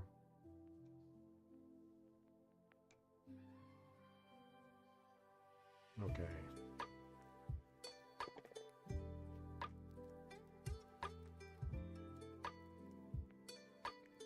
We used this one. We were using this one previously. I think it's a good size. I forgot to close this off. I'll make sure there's no red on that. There's also some dried red paint on the tip there. Yeah, there's still a lot of red on there. It's fine to use your fingers to squeeze it out. I mean, my fingers already messed up already. We'll mess up with paint.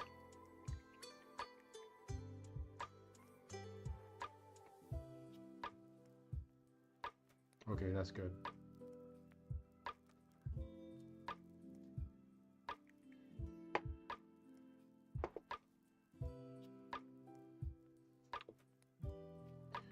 Gotta be careful not to paint over the red we already did.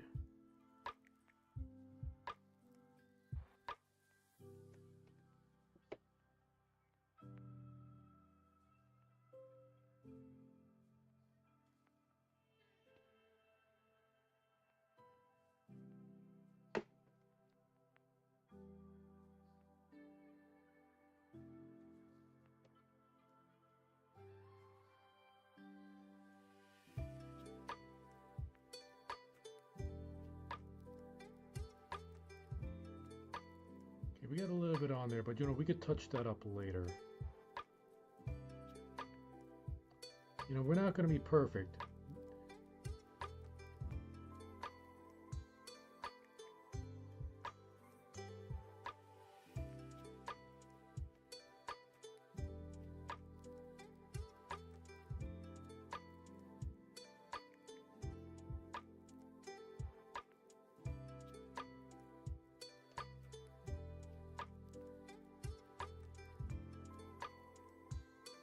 You know, padre, madre, whenever you move here, I'm going to get you to paint one of these models with me.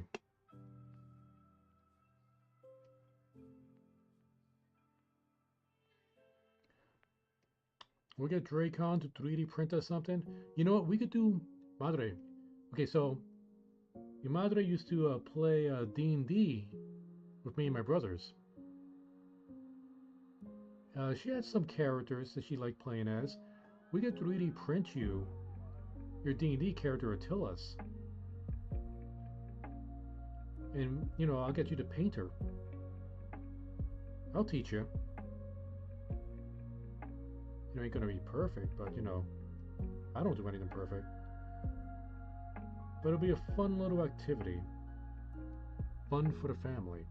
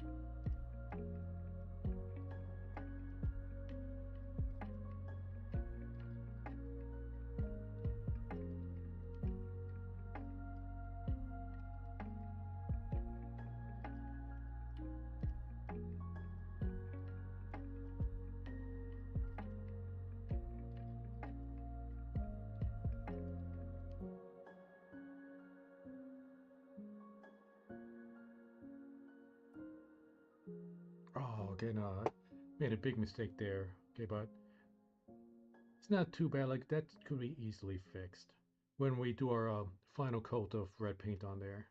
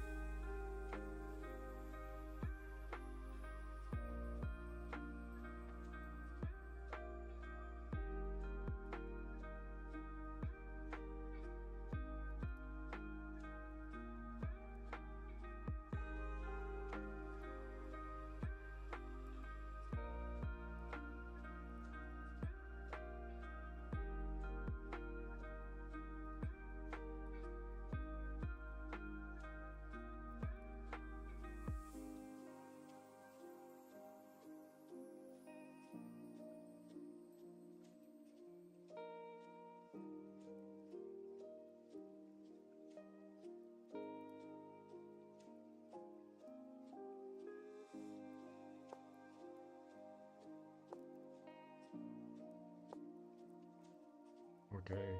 There's going to be some crevices in the very tiny crevices. This brush is going to be too big for. Let me get one of my tiny brushes. Yeah, I use. Okay, well, here we go. This is a very tiny brush. Let me just rinse that a little bit. Now, this is a little bit frizzy because it's an old brush, and let's face it, I didn't take good care of it. Let's see if we get in that crack right there.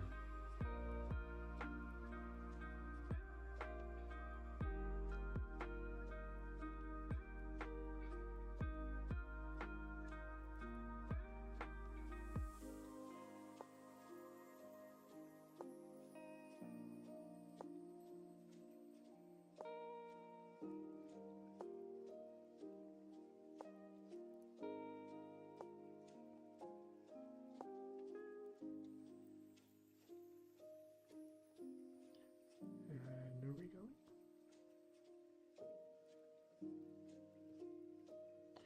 See, any more crevices we get into. Definitely going to need a second coat for this. It's a little bit, you can see the brush strokes.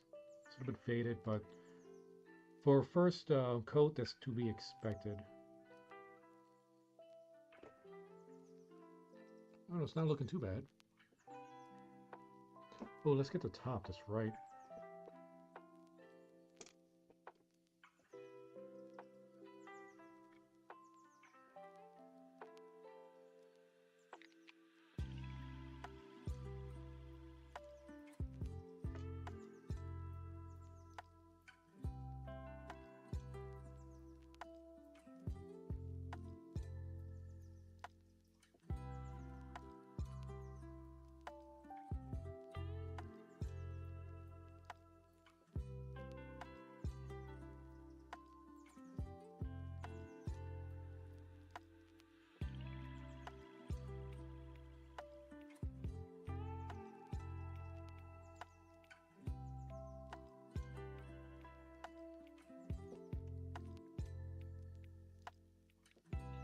Gonna get the parts in the back a little bit too small for that brush, so we're gonna go to a smaller one.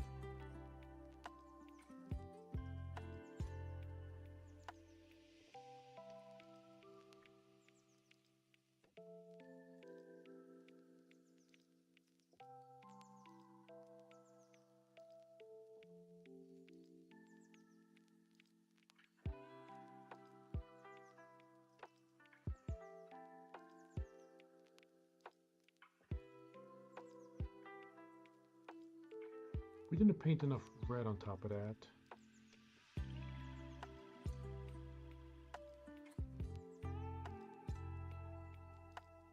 Alright, and the barrel, we're going to be doing different colors for this.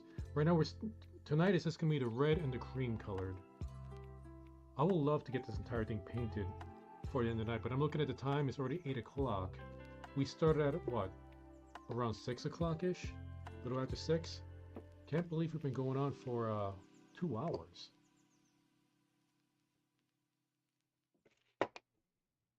You know what? This is what I should have done previously. Where's my knife?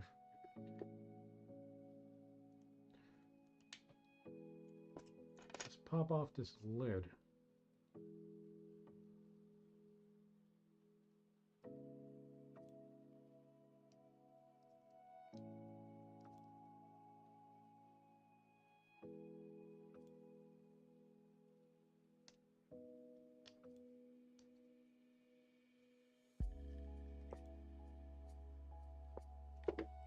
I'll pop that off like once the paint's drying before we do a second coat.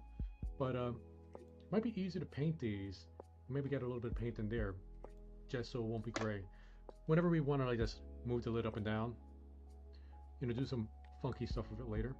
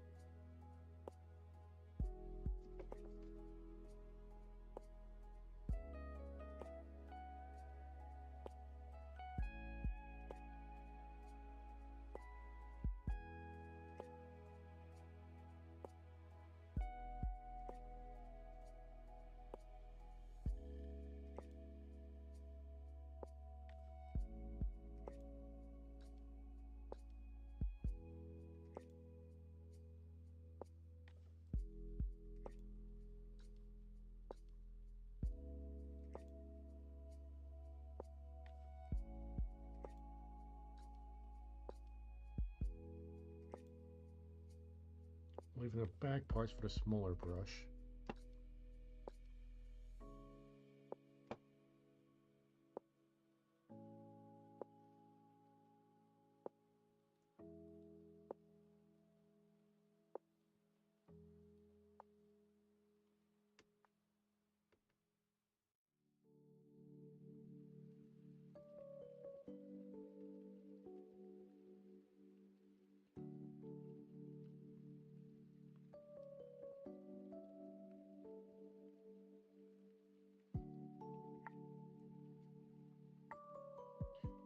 You know, when I first started doing this, I think Silly and I were just started dating, and she wanted to try to like share the hobby with me. So she bought herself a Space Wolf, like some Space Wolf models, because you know she really likes dogs. So she's like, "Oh, these are like Space Marines, but in wolf form. Doggos, the Doggo Wolf."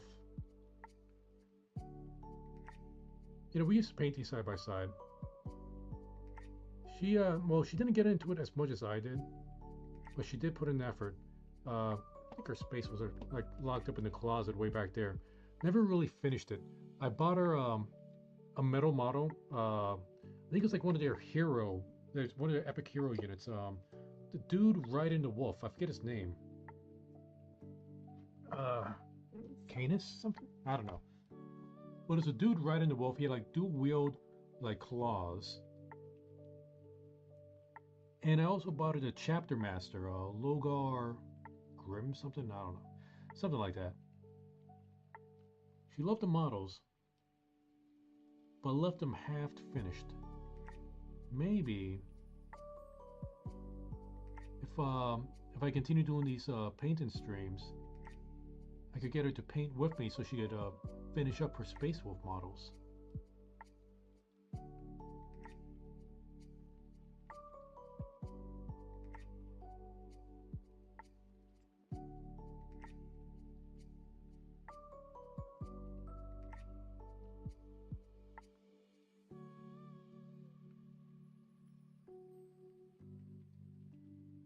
Oh, nah. Okay, I got some on the red plate there. That shouldn't be too much of an issue to fix up though. All right. Hey, Celia. She's she's walking on by to the kitchen.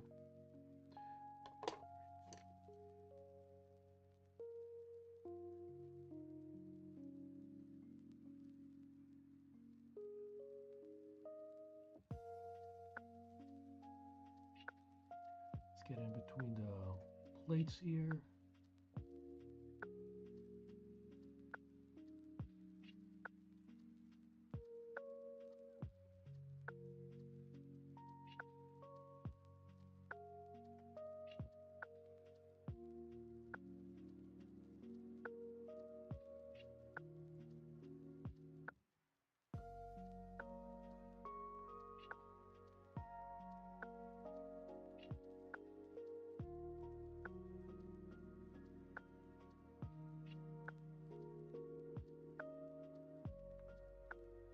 You know, when I get a closer look at this, I wonder if this is just a little bit too white and not enough cream. Now it's just one coat, so we could fix that with a second coat. But I'm thinking it's not cream colored enough. Where's my Predator tank? Here we go.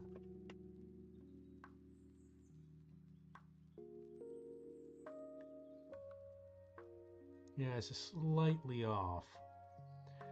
Like the difference is really, really subtle, but it is noticeable. I might need to add a little bit of yellow to this. But first, let me take care of this first coat. We'll fix it with the second.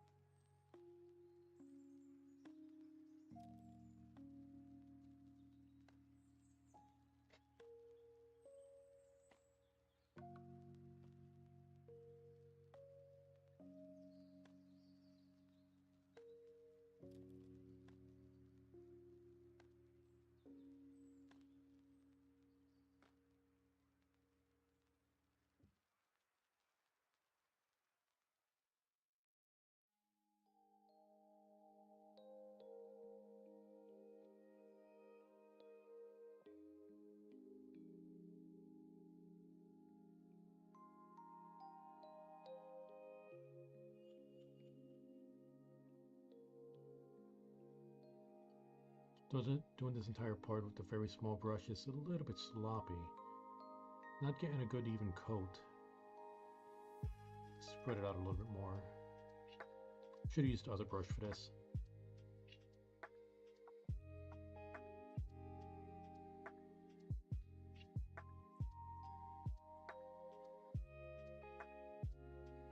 Alright, gonna put this to the side.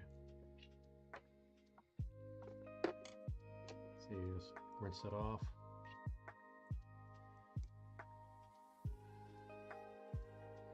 Okay, let's add, where's the yellow paint? Here we go.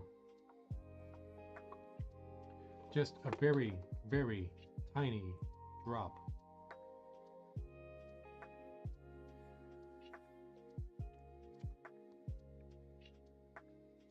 One. There we go.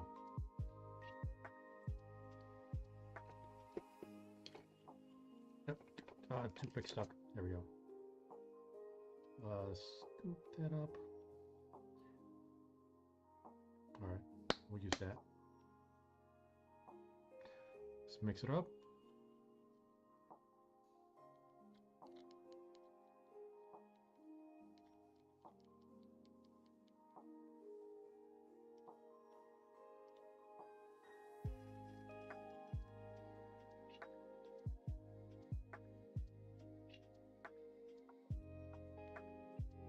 Oh, you can't see me mixing it, sorry.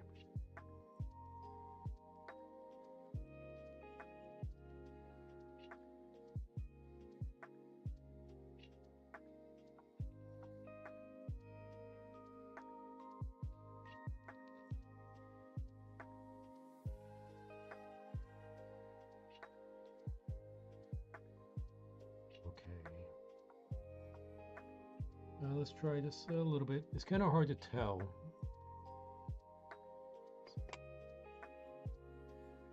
So paint it on here.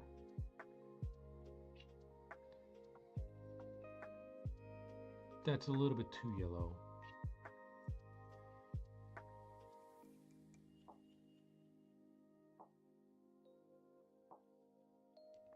Spread that around. I mean, it's close, but just a little bit too much.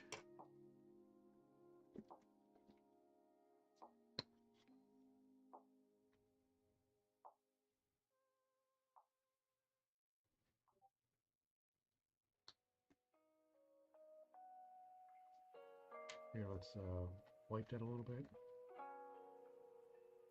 Okay.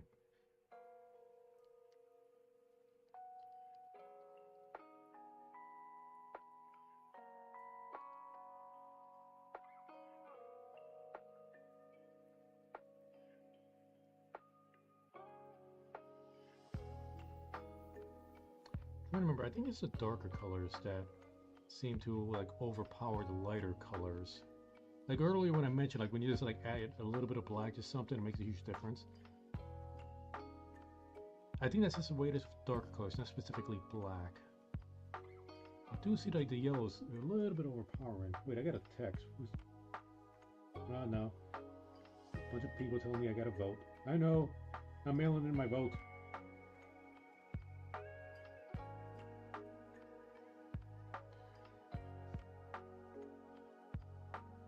Maybe one more drop of white.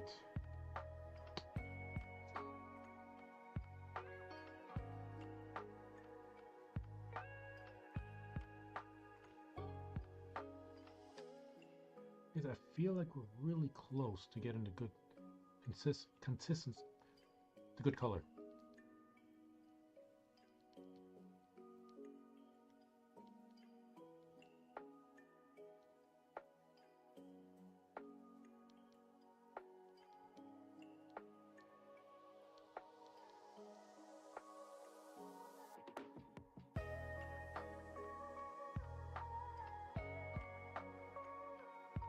Don't want to waste any of that. Okay.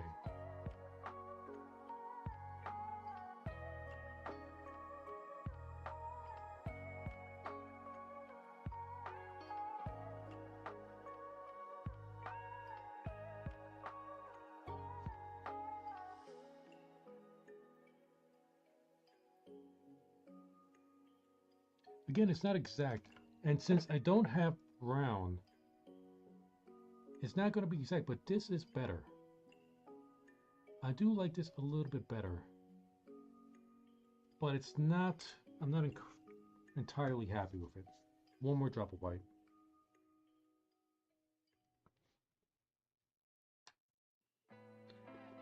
Like, I don't want the yellow part of it to be noticeable. I don't want to look at it and be like, I see yellow. I should be able to look at it and say, I see cream. The yellow should not be noticeable, but it shouldn't be completely white. It shouldn't be like the white is a pale white.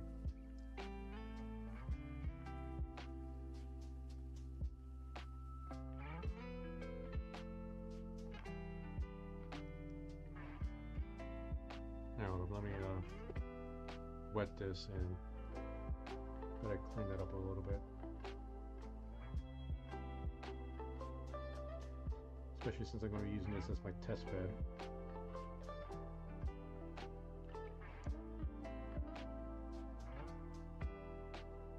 Clean it off.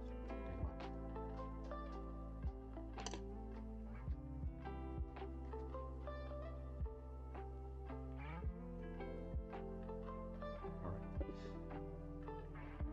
Needed to do that before it dried up too much.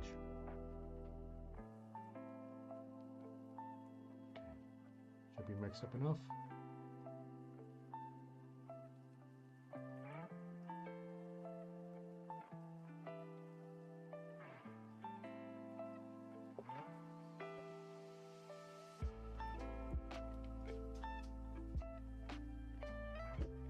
You know what? That's looking a lot better. Yeah. I'm happy with that. Let me just smear that up. Okay. Let's see how it turns out when we put it on our Bale Predator Flamestorm cannon piece.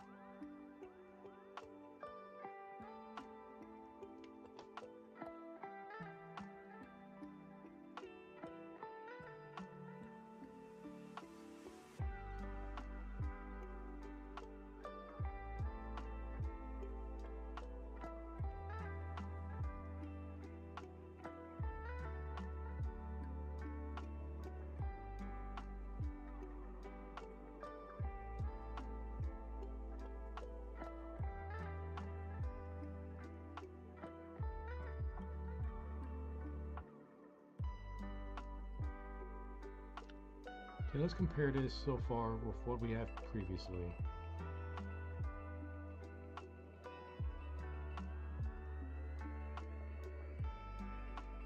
It's very subtle. It's like it's not showing up too well on YouTube. Might be the saturation issue, but I am seeing a difference.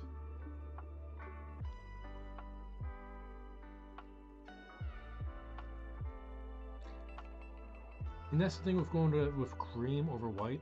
It is a very small difference, but noticeable one. You know, as long as YouTube likes to show it.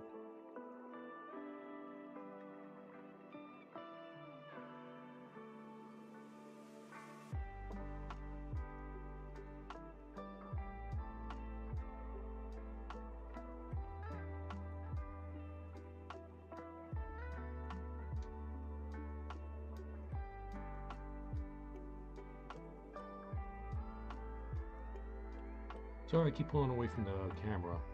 It's like the way I'm sitting, it's I really got to reach out to get underneath the camera. How I was sitting before, that made it okay for me to move up in the camera, was like really bugging my knees.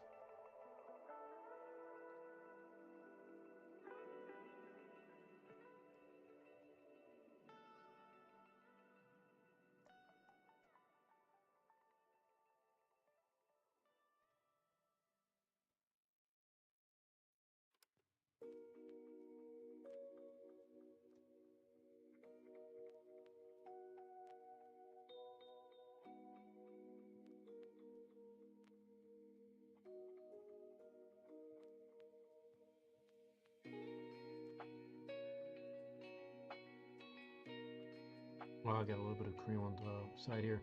Oh, I forgot to pop off the top. See if we can take care of that now.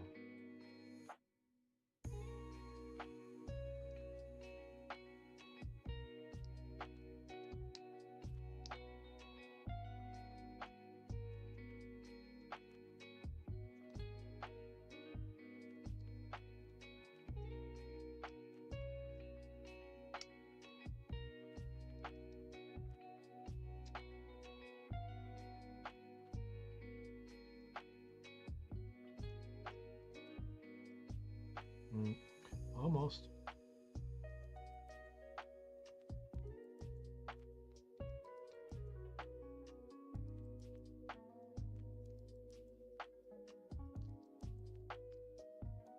Oh, wait. It's a lot easier if you just go from the back. Good to know. Yeah, let's see if it's easy with this one. Yeah, oh my goodness. Okay, so you don't need to cram a knife in there, just pull it out from the back. Boom. Hey, the more you know, right? Here, let's see. Okay, let's see if we can just pop this one out. Yep, there we go. Doesn't even ruin the paint. Ay, Dios mío.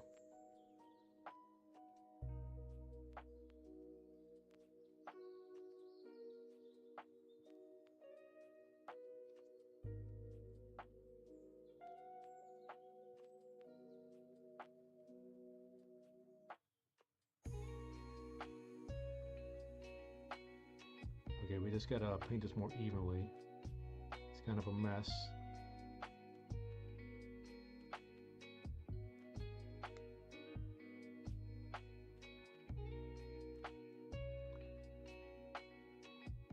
All right, getting a little bit cleaner.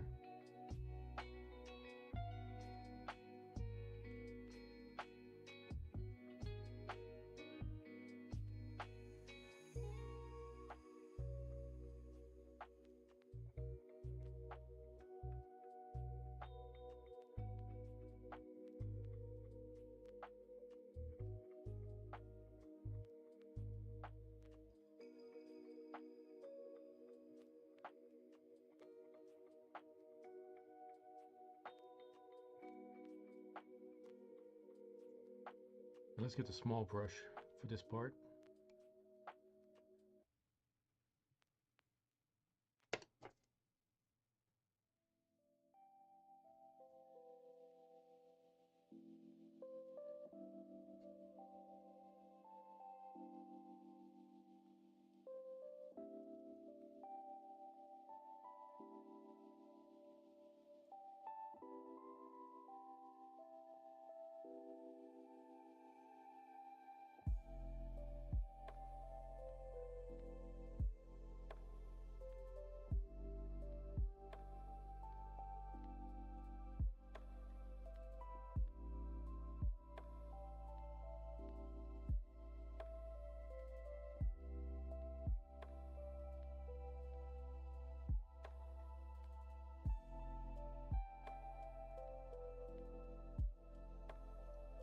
How's that look for the first coat?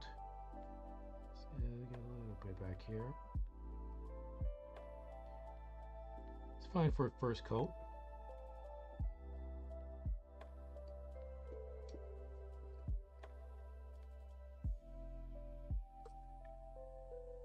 I know it's hard to tell, but there is a difference.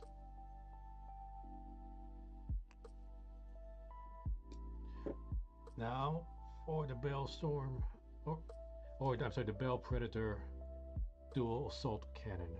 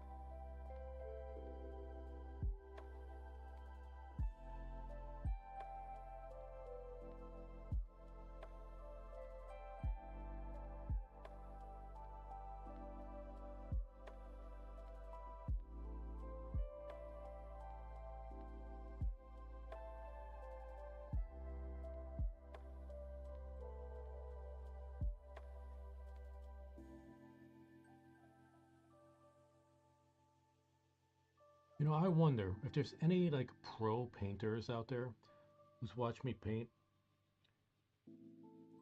Like, are you cringing right now? Like, you know, part of deep down's like, oh, you know, bless his heart, he's doing his best. But seriously, are you looking at it like, oh, I wouldn't have done that? Or like, oh, he's doing his best, but why is he doing it that way? Yeah, it's not bad. He could do better, but why that? You know, I'm curious. Be honest. If you're out there, let me know. I ain't gonna get better unless you say something. And if you see any mistakes, mistakes are gonna continue unless I know I'm making mistakes.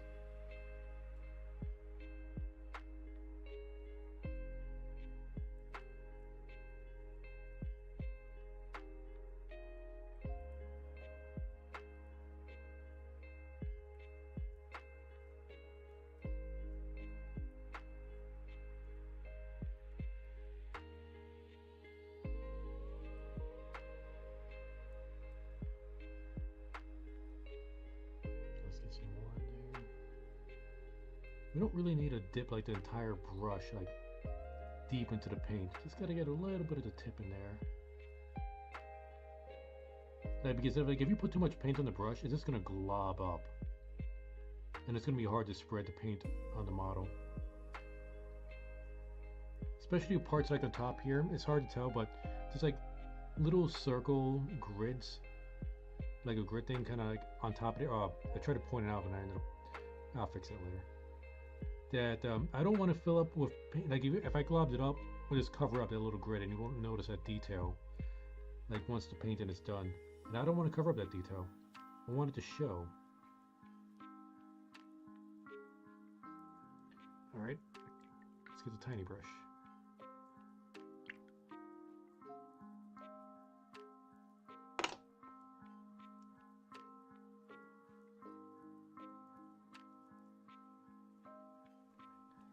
Get right in the cracks.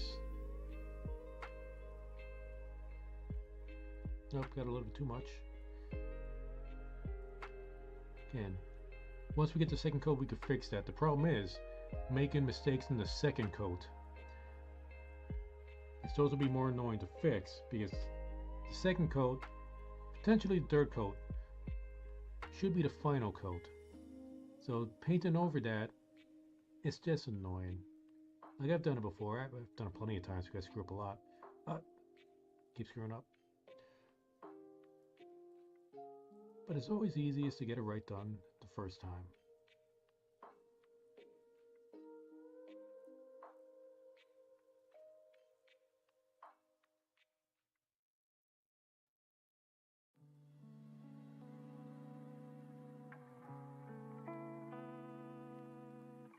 Hold on. Let me clean this up a little bit.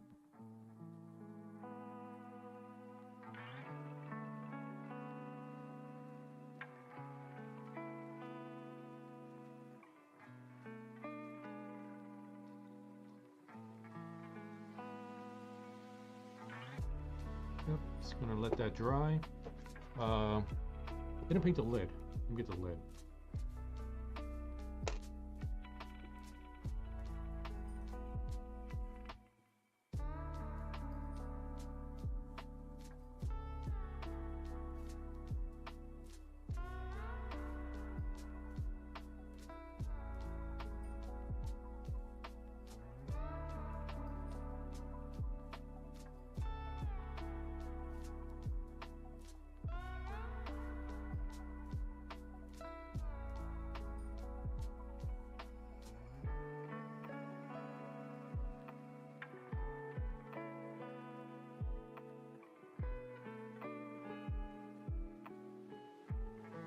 Right?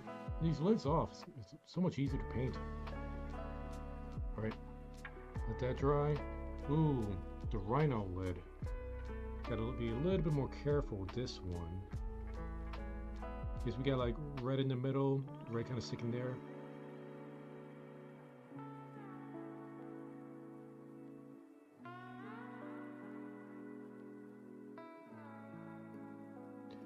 Now, it would have been easier if I just paint the entire thing red. When Blood Angel style, when this made it all red, but then it's kind of boring if it's just all one flat color. Wait, sorry, just like a hair sticking on there.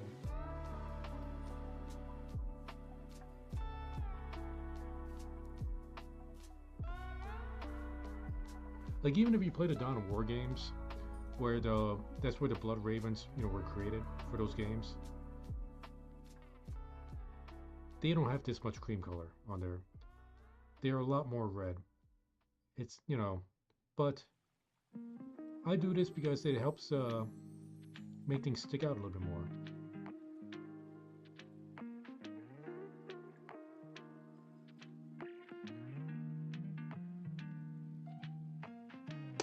And some of this I might replace with black. Blood Ravens have a little bit of black in their colors.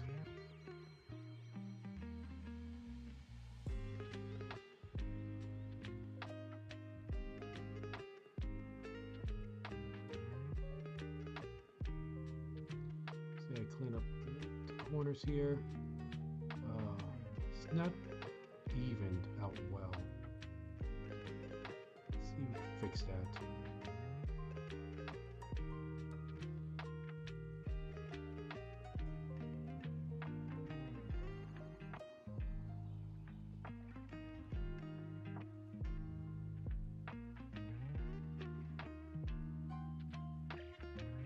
Really hoping the second coat fixes this.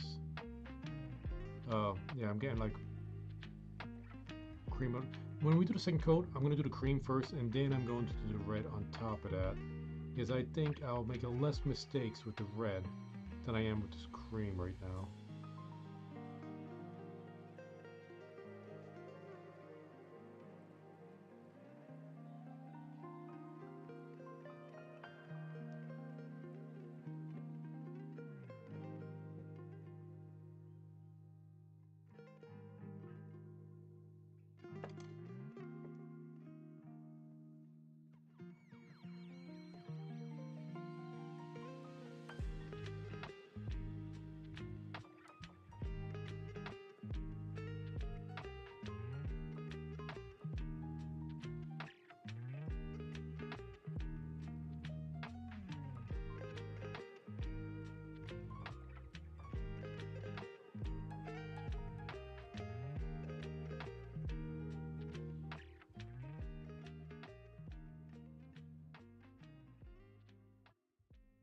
Let's get a little bit underneath there.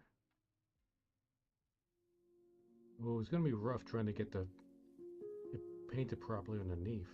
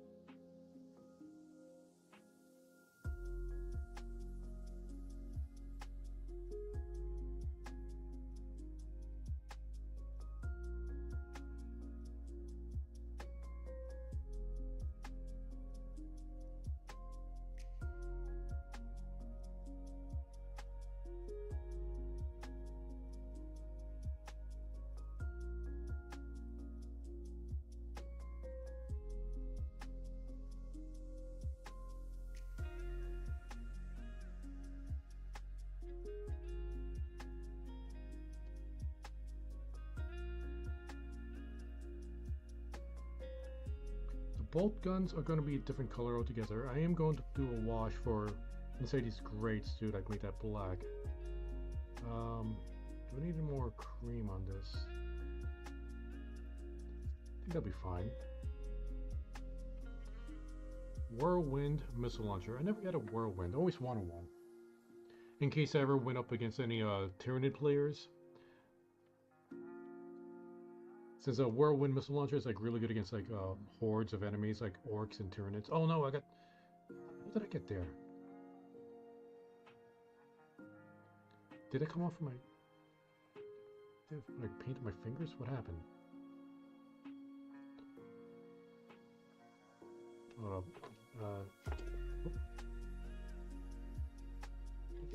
give me my toothpick.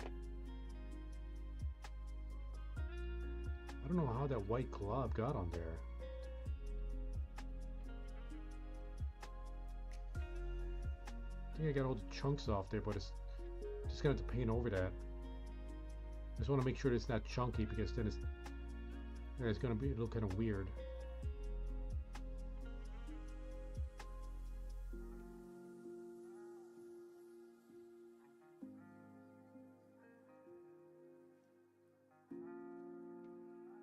A little bit too much on there because I don't want to glob it on.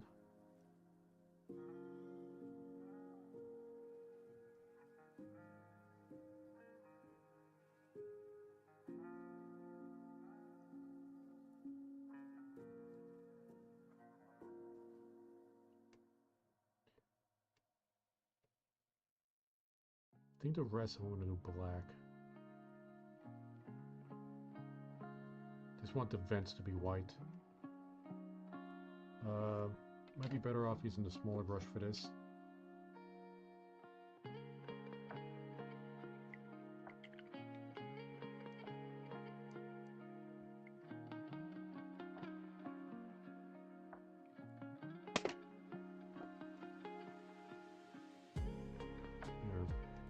A little bit of globs of paint on there to spread around. In the corners there.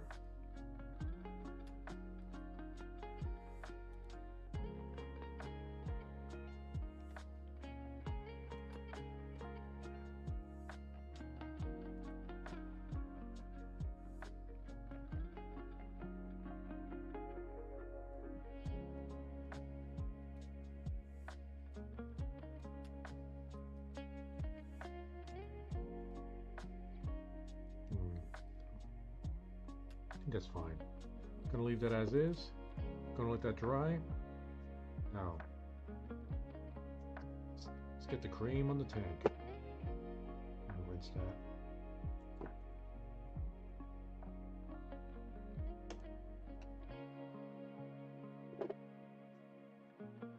Now we just want it on the underplates. I don't want to get on the tank treads. See, because we get the treads here, tread showing here, and then all underneath here. So we just want it on the plates here, and the plates on the side.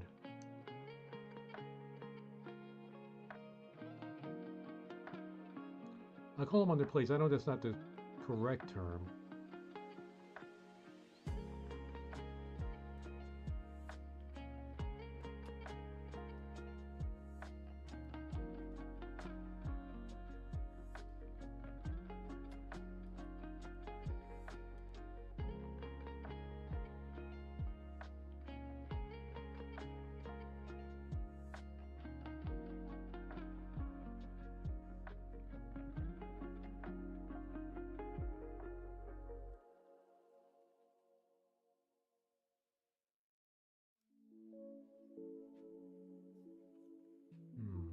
Should I paint that? Yeah, I'm going to paint that part too.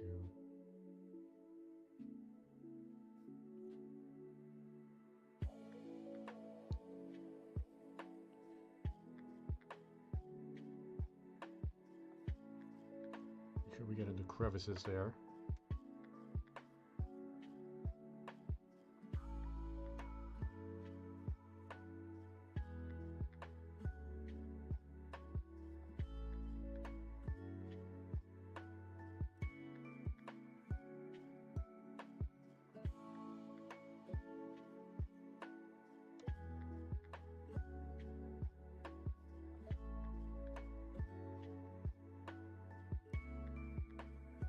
Do I want any of this part red?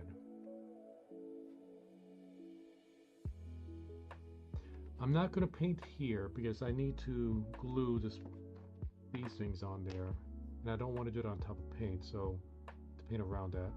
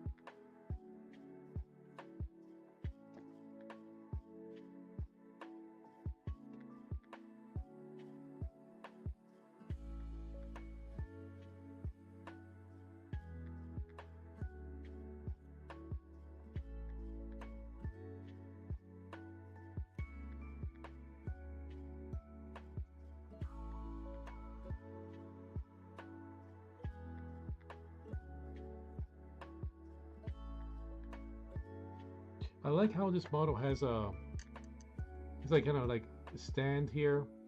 Like the idea is like a space marine is going to like, stick their foot on there and like just kind of like hold on and kind of hitch a ride while this thing's kind of driving by.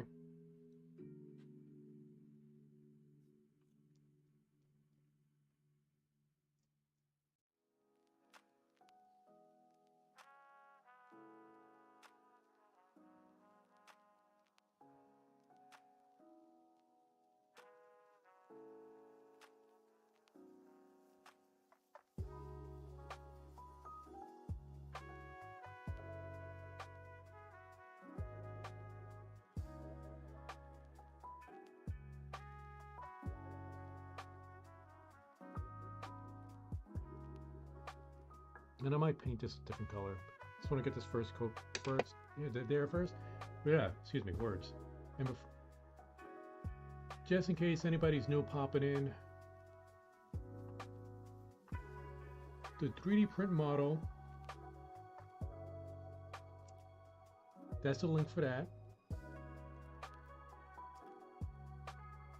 And this is the Etsy. I contacted my brother.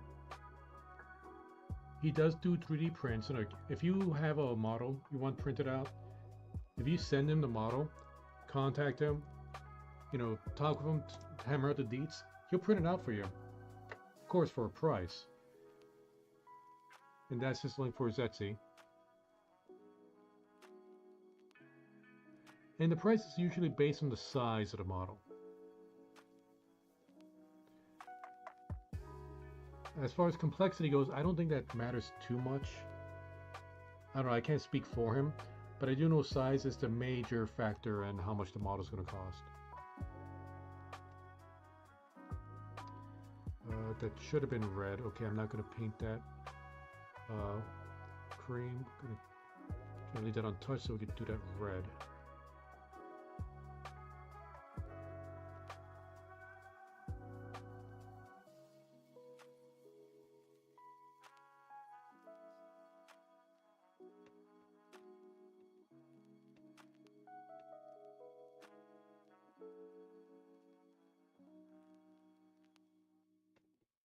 What's going on with my OBS?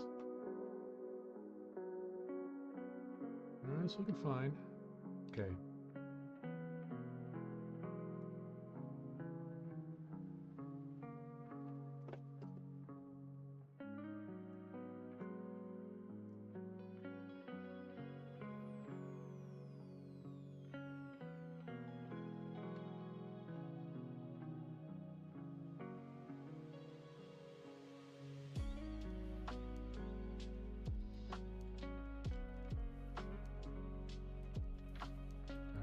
Oh no. Let's see if we can get some of that off.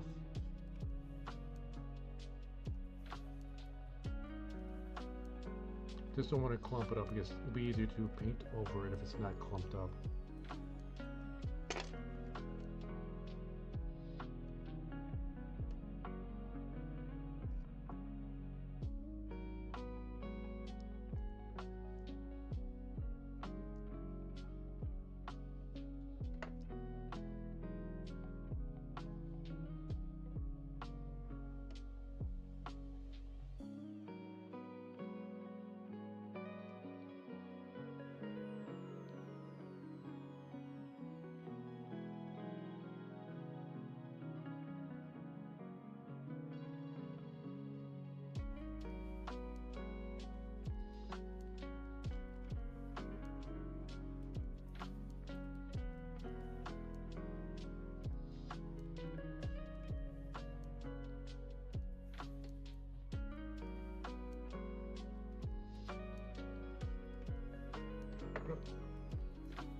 Gotta get up.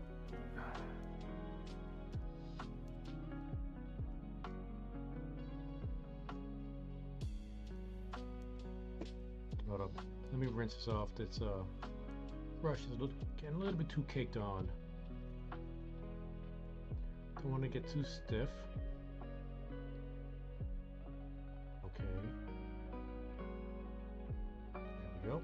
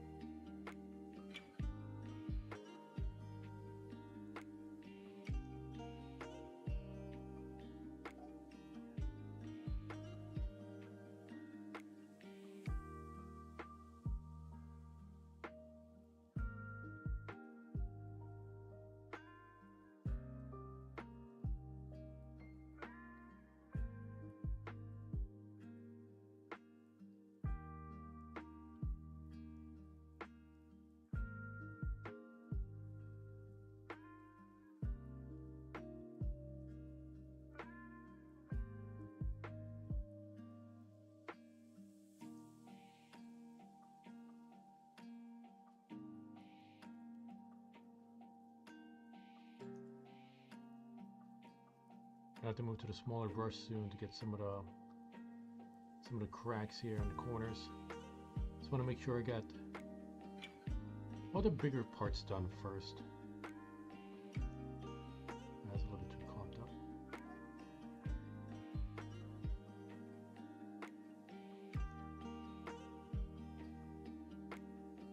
Here, like the headlights in there, I'm going to paint the headlights yellow. But around them, let's get a little bit more cream in there.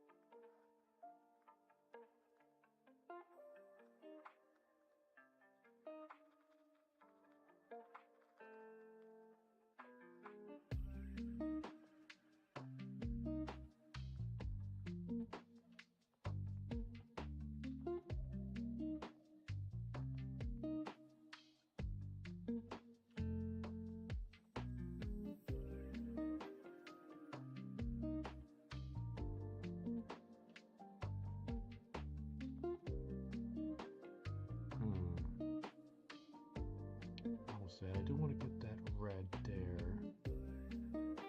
Oh, okay, still gotta paint this side.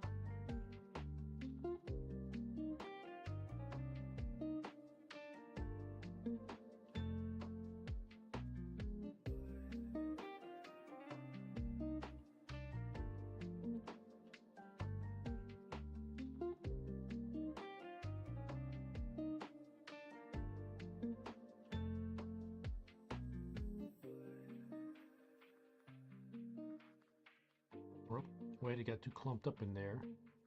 Spread that out.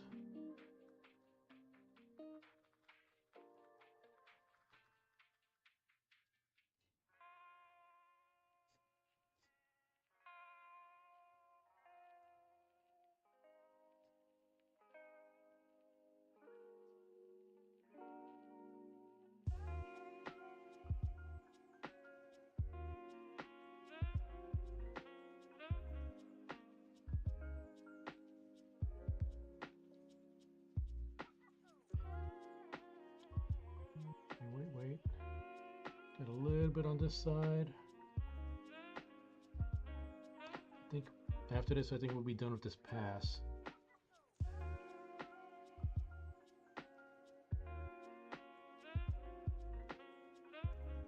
I might want to paint this part red, but I'll do that in the second go.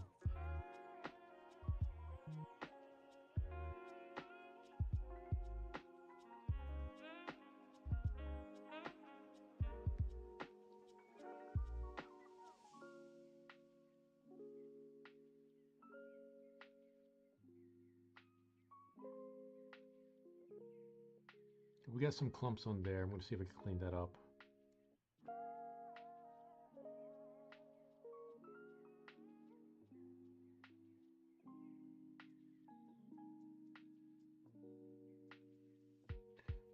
I might, I'd much rather wash it off than let it clump up, and then I could just fix it up on the second go. If it clumps up and it dries like that, it'll be very difficult to fix.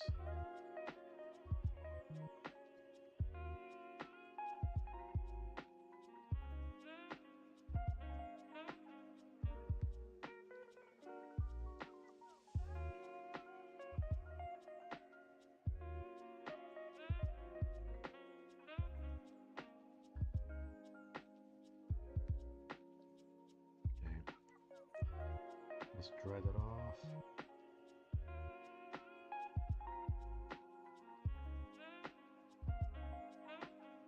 Okay, cleaned up in there.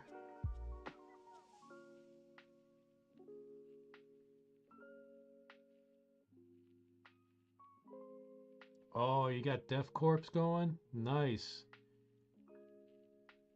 I don't have an Imperial Guard army yet. Right now I got Space Marines, Sisters of Battle, sort of. Orcs, favorite one. Town and Chaos Space Marines. Eventually, I plan on getting Imperial Guard. I don't know if I'm going to go with the Craig, though. The corpse. Oh, wait, I forgot to paint the back. I'm going to go with white on that. I might go right here and then red on the corners. Yeah, let's do that. Or cream color.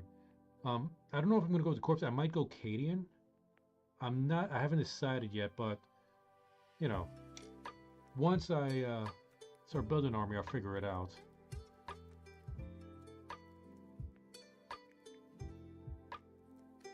But the corpse, the Craig corpse definitely looked the coolest.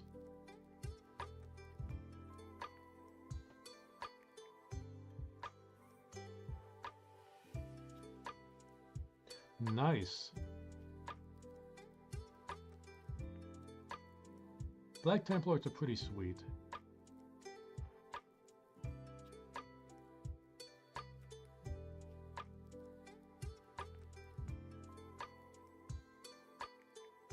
Oh, I haven't read that one. Back in my old channel, I used to do book reviews on 40K books. I've read a lot of them, reviewed a lot of them. I haven't read that one. I haven't read anything on the corpse, on the Craig corpse. Like I've read up on their lore, like from the codexes and stuff. And those guys are it's hilarious just how what's the word? How committed they are to defeating their enemy. It's like I love the fact that with most Imperial Guard factions, the commissars are there to keep discipline, and they keep discipline, you know, like usually by executing a soldier as an example to the rest to make sure they don't stay out of line. But with Craig, the commissars are there to try to keep them alive. Because the Craig, they just love their suicidal charges. And the commissars are there to keep them from constantly doing suicide charges. It's just such an amazing aesthetic they have.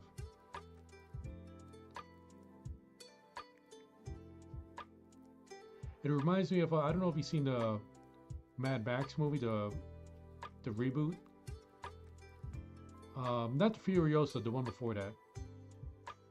Craig reminds me of the faction of those guys who are always like, witness me! You know, they spray paint their face and then you know, they blow themselves up. That's what the Craig corpse reminds me of. With gas masks.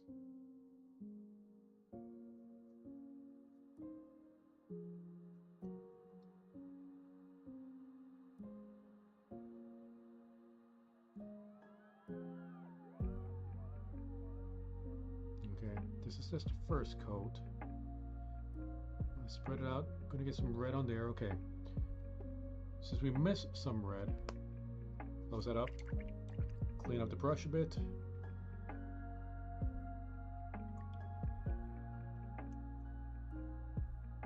Let's get our red back out.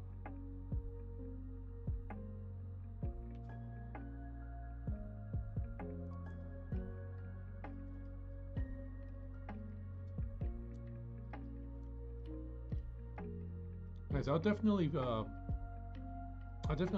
take that recommendation. It's been a while since I've read a good 40K book. Since like these days, it's just so many things going on. It's like today, I was able to find some time to finally paint, like after 10 years of not painting anything. Finally got some time and I'm streaming it. First time doing a painting stream. And man, I miss doing this so much.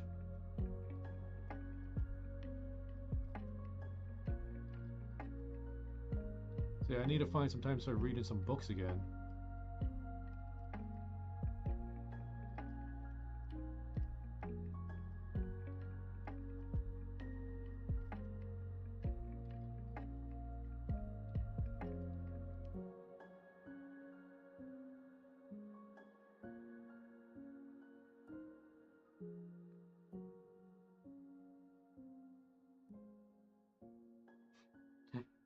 Oh, isn't that like pretty much a plot summary of any 40K book? I mean, the only difference between peaceful world becomes less peaceful, let's go fight, is world was never peaceful to begin with, let's go fight. Those are pretty much the two plot summaries of any 40K book.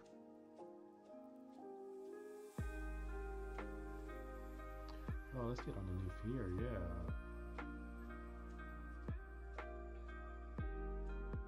The rest I'm going to paint black.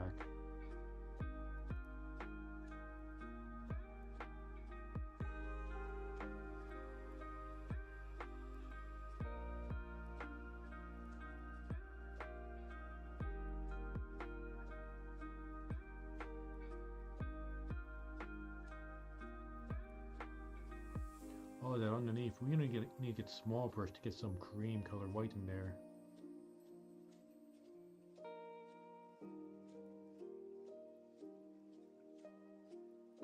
So with this cream here and cream there, and then the rest is black. Okay, yeah, I think that will be the better way to go about it. The mining industry is like some of the most war-torn worlds in 40K. You should have like a Factorium. Like I don't know if you heard of Armageddon. This Factorium world, which has been in war for. Actually, I don't know. I think it's been in war longer than it hasn't been in war with the orcs. And since they're always making weapons, they always have ammunition. And the orcs steal ammunition, so they don't run out of ammunition. So it's like a never-ending war there. Uh, but yeah, I would love to read up on the Craig. Because I've only read up on lore on the guys. Let's see, I'm gonna get.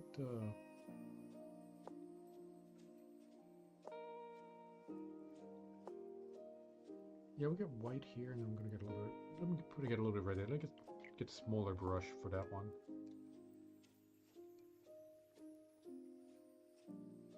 Yeah, Hell's Reach is on Armageddon. Hell's Reach is a city in Armageddon.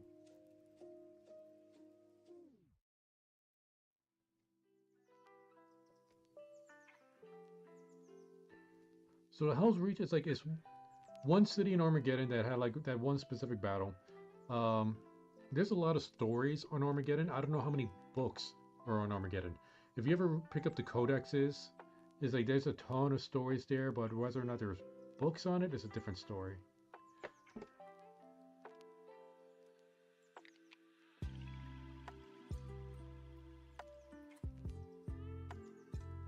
Let's get a little bit of red on here.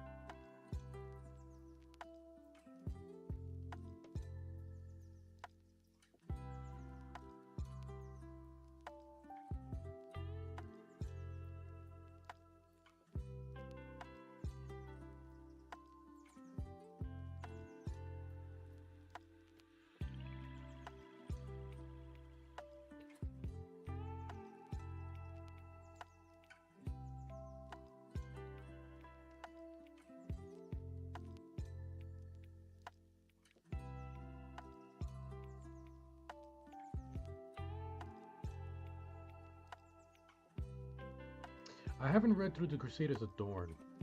You know, the first book series of 40K I read through was called The Last Chancers.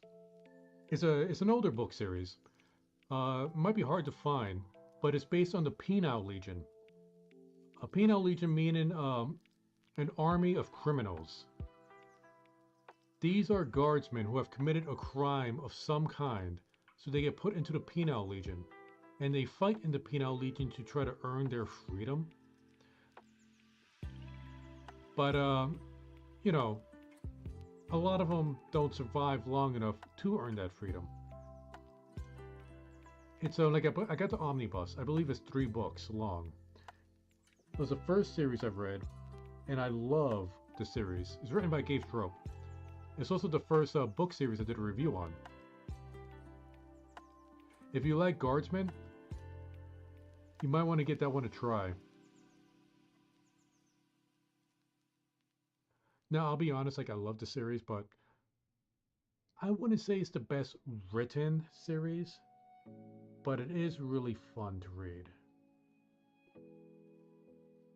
Like the first book, wacky stuff happens in that first book. Depressing stuff happens in that first book. Oh, a lot of messed up stuff happens in that first book. It's some parts of it difficult to take too seriously. Other parts it gets a little bit too serious. It's kind of all over the place.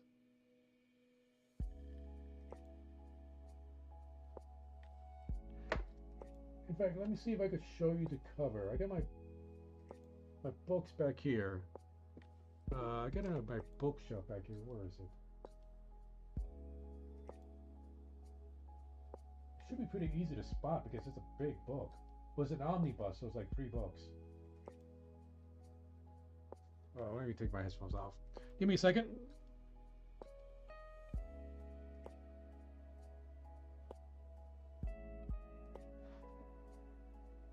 Here we go. The Last Chancers. Yeah, I got this at Half Price Books. Favorite series. Supposedly there's a 4th book. I know the Arthur teased the 4th book, but I haven't looked into it. Because I thought he ended it off really well with the 3rd book. Like the 3rd book, like that was a proper ending. So I don't know if I want to ruin that by reading the 4th book. Because, like some things, should end. And it shouldn't be continued. But I don't know, maybe he really did a good job with the 4th book. I gotta check it out.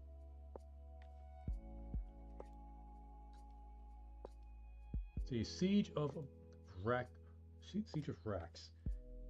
Look at this one guy who sided with the heretics until heretic marines showed up and picked up a dead Craig uniform and joined the Death Corps. I don't know if that lengthens or shortens his life expectancy. It's hard to say when you're dealing with Craig Corps. Oh, here's a great series you're gonna like. Gaunt's Ghost. It is a very long series. I think there's like what 10, 15, 20 books. I have no idea how many books there are now, but there's a lot of books. It's essentially a commissar who ends up becoming a general. It's like the army he's a commissar for, like the officers kind of die out and he has to take over. And he does such a good job. Mitchell's like, you know what? Yeah, you control this army now. And they're like a stealth army. This way they're called Ghost because they do a lot of stealth operation kind of stuff. A really great series, but each book, it kind of feels like it's self-contained. So like, because when I started the series, I didn't start at the beginning. I started somewhere in the middle. But every book is self-contained. You don't need to read the book before it to really understand what's going on. It's like it helps at least understand some of the characters, but you don't really need to go that deep. So you can pick up like any of the Gaunt's Ghost books, and you'll be able to like just pick up right where they left off. So Gaunt's Ghost, really great Imperial Guard type book series.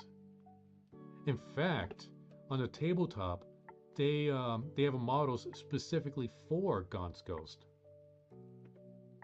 They even like at least in 10th edition they just did. Like that's how popular that series got. Where did I leave off? Right, okay, I was gonna paint inside black. Let's get a little bit of red in that center beam right here. Be careful.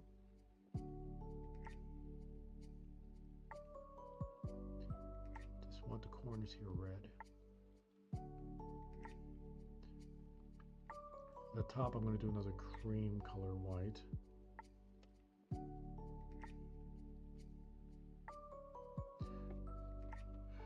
Yeah, the models look cool. Honestly, I don't know how well they will work on the tabletop because that unit is kind of weird how it's set up because each model represents a character from the books. So like you have the one character who's a sniper and he gets a sniper rifle, another character who's like in the heavy weapons, so he has like his big heavy weapon. And then somebody else who's like really good in melee combat, so they gave him this really, his known weapon is I think it was like an eviscerator or something. I forget what it was. So each model in that unit has a different specialty, but how that unit works as a whole, I don't know. I would have to see it on the tabletop to see how well it actually works. But as a set piece, it's really cool. Okay, I think I'm done with the red. Let's go back to the cream.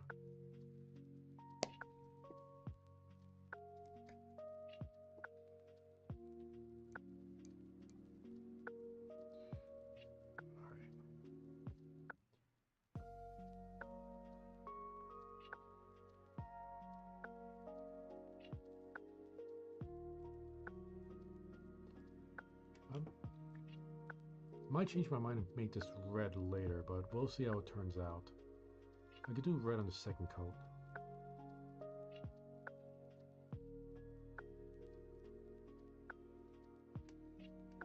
Hmm. You know, looking at it, I think I would prefer red on this. I'm gonna have to wait for this to dry before I get paint over it.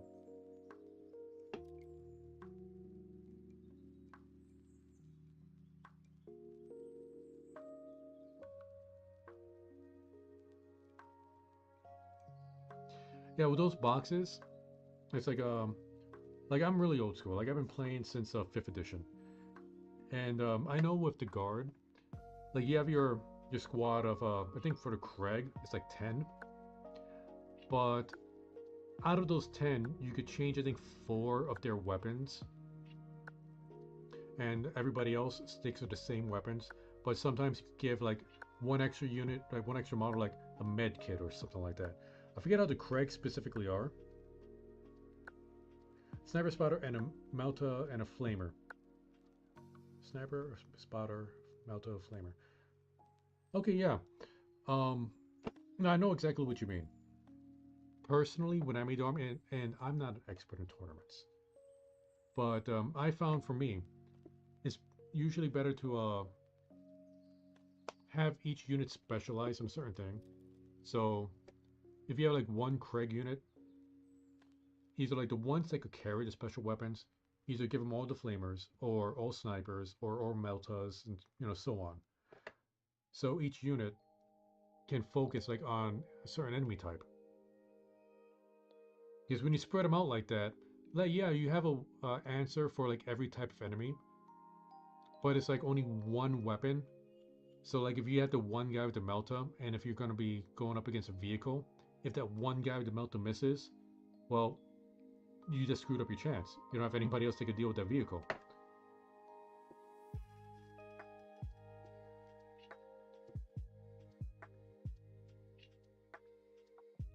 But that's if you're going like really meta tournament wise. It's like I haven't really played a lot of matches.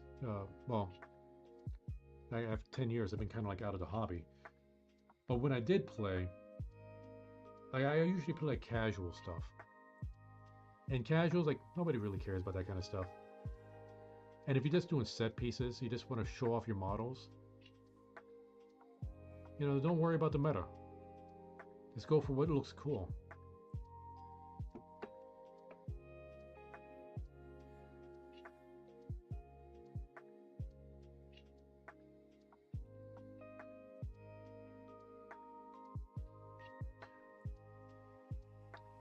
You know what? If you're depending on how deep you get into this hobby, you're gonna find yourself with a lot of extra bits and pieces. So this right here, this box, that's just for my Space Marines, and I have a whole bunch of extra little bits here. You're probably gonna see like I gotta look at the tiny screen up top. Let me show you some of the extra bits I have for my Space Marine. This does not include my orcs, or my chaos, or my sisters of battle, or my town. I have bought so many Space Marine kits. I have so many extra bits, so many extra heads, shoulder pads, there's off weapons, there's little like vehicle pieces. You want somebody sticking their head out the top, like arms for weapons. This I think was for like jet bikes for the Dark Angel set I got. So yeah, you're gonna end up with a lot of pieces like this. Maybe not as bad as me. I had a problem. Sometimes I didn't know when to stop buying. Let me put that away. So yeah, you have that extra grenade launcher. You're gonna end up buying another box. Okay, now you have a grenade guy, but now you have all these extra pieces that you're not using.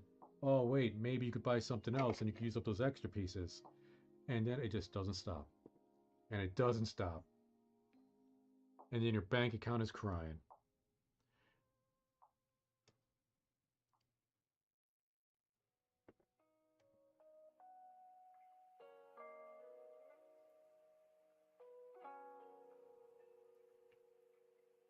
The Templar into the juice. That's pretty cool. Oh yeah, when I first started my orc army, that's the first army I got.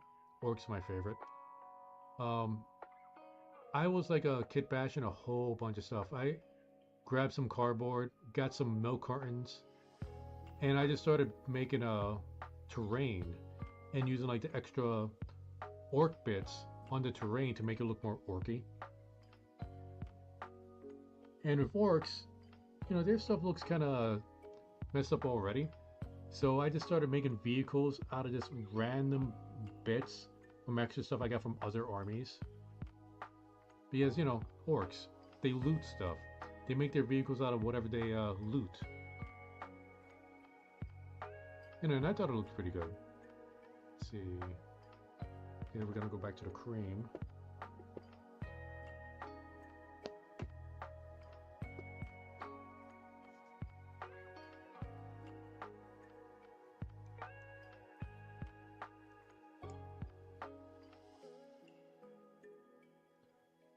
Oh, that sounds like it's gonna be pretty fun to do. Do the trenches yourself.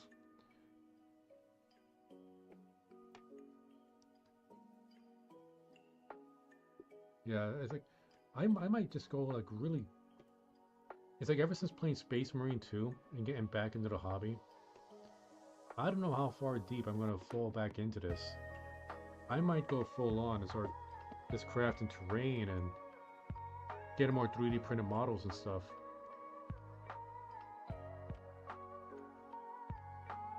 But then again, do I have the time for all that?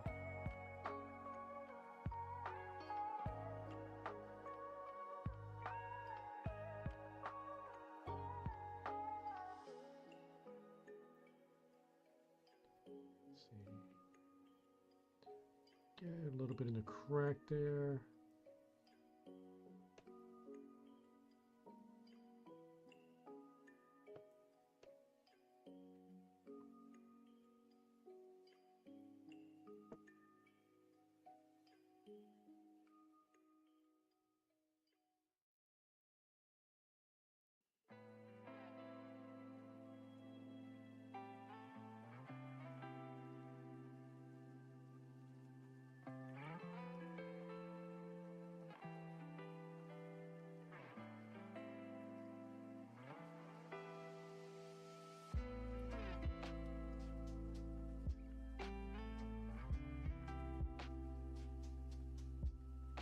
I want to try not to get overlap the red I put on the edge there. Be kind of tough, even with the small brush.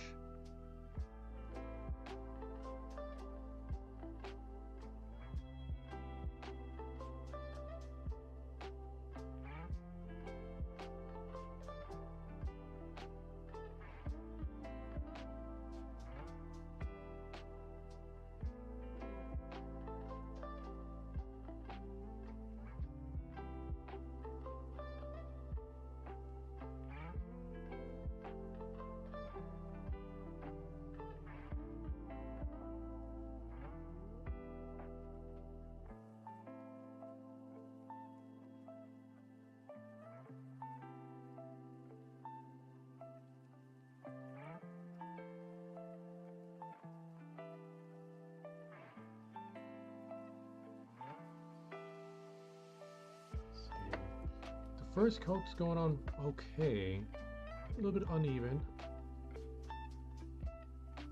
but we're almost got it done.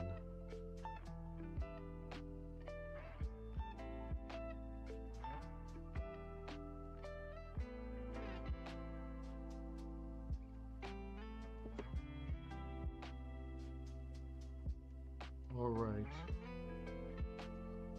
I think that's all the major parts.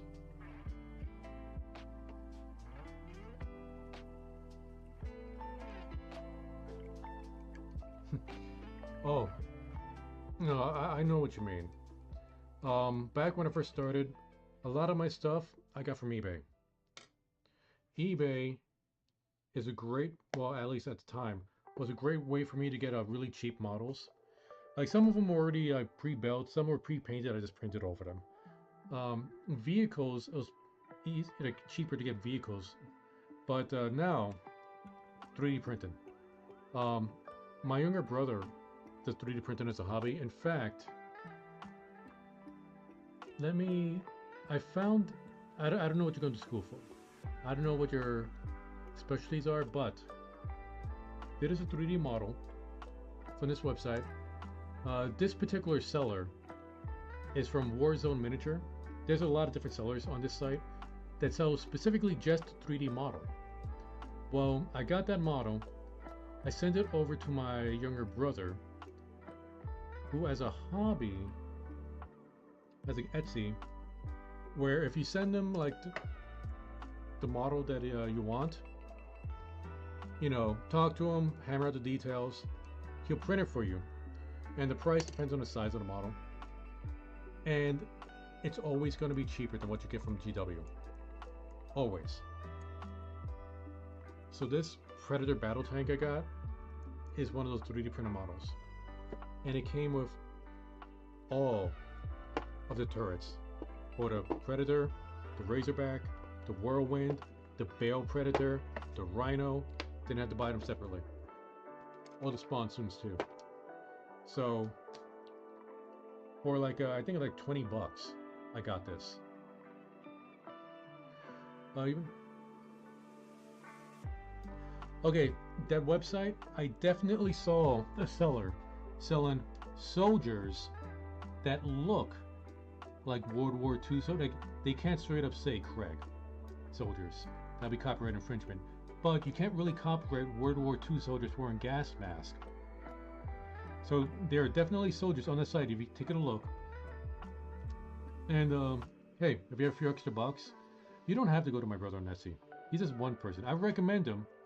He printed this stuff out for me. And you know, he's my brother. Of course I'm going to recommend him. But if you find anybody with a 3D printer or even get it yourself, get that model. You do it yourself. Print out as many as you want. That's what I would recommend. Because GW, their models are incredible, but they are expensive.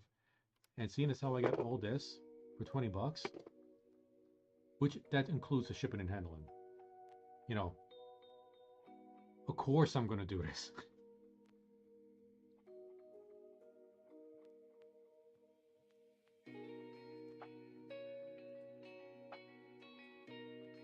Okay. Well, I hope that helps you out with your modeling career. Well, miniature modeling career. I don't know, hey, who knows? Maybe you are a professional model. I have no idea. I got the base coats down. We've been streaming for about almost 3.5 hours. I got work early. I didn't realize it's going to take me this long. I have not painted models in so long. I'm so happy I'm doing this again. I'm going to try to stream again tomorrow. Get the second coat down. Get the magnets connected to all the sponsoons. Get that working. And hopefully get my new tank model looking as good, if not better, than my old official Predator tank model. This is the GW, fully painted already. Yeah, I know, like the parts are disconnected. This is 3D print model. The paint is not finished. Yeah, that red paint's way darker. But yeah, like 40 bucks cheaper than this.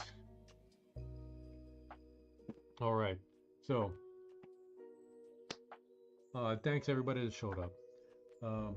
Foxy, I hope you enjoyed. I hope I helped you out. Good luck with your models. I'm going to check out those books. I hope you check out the ones I recommended.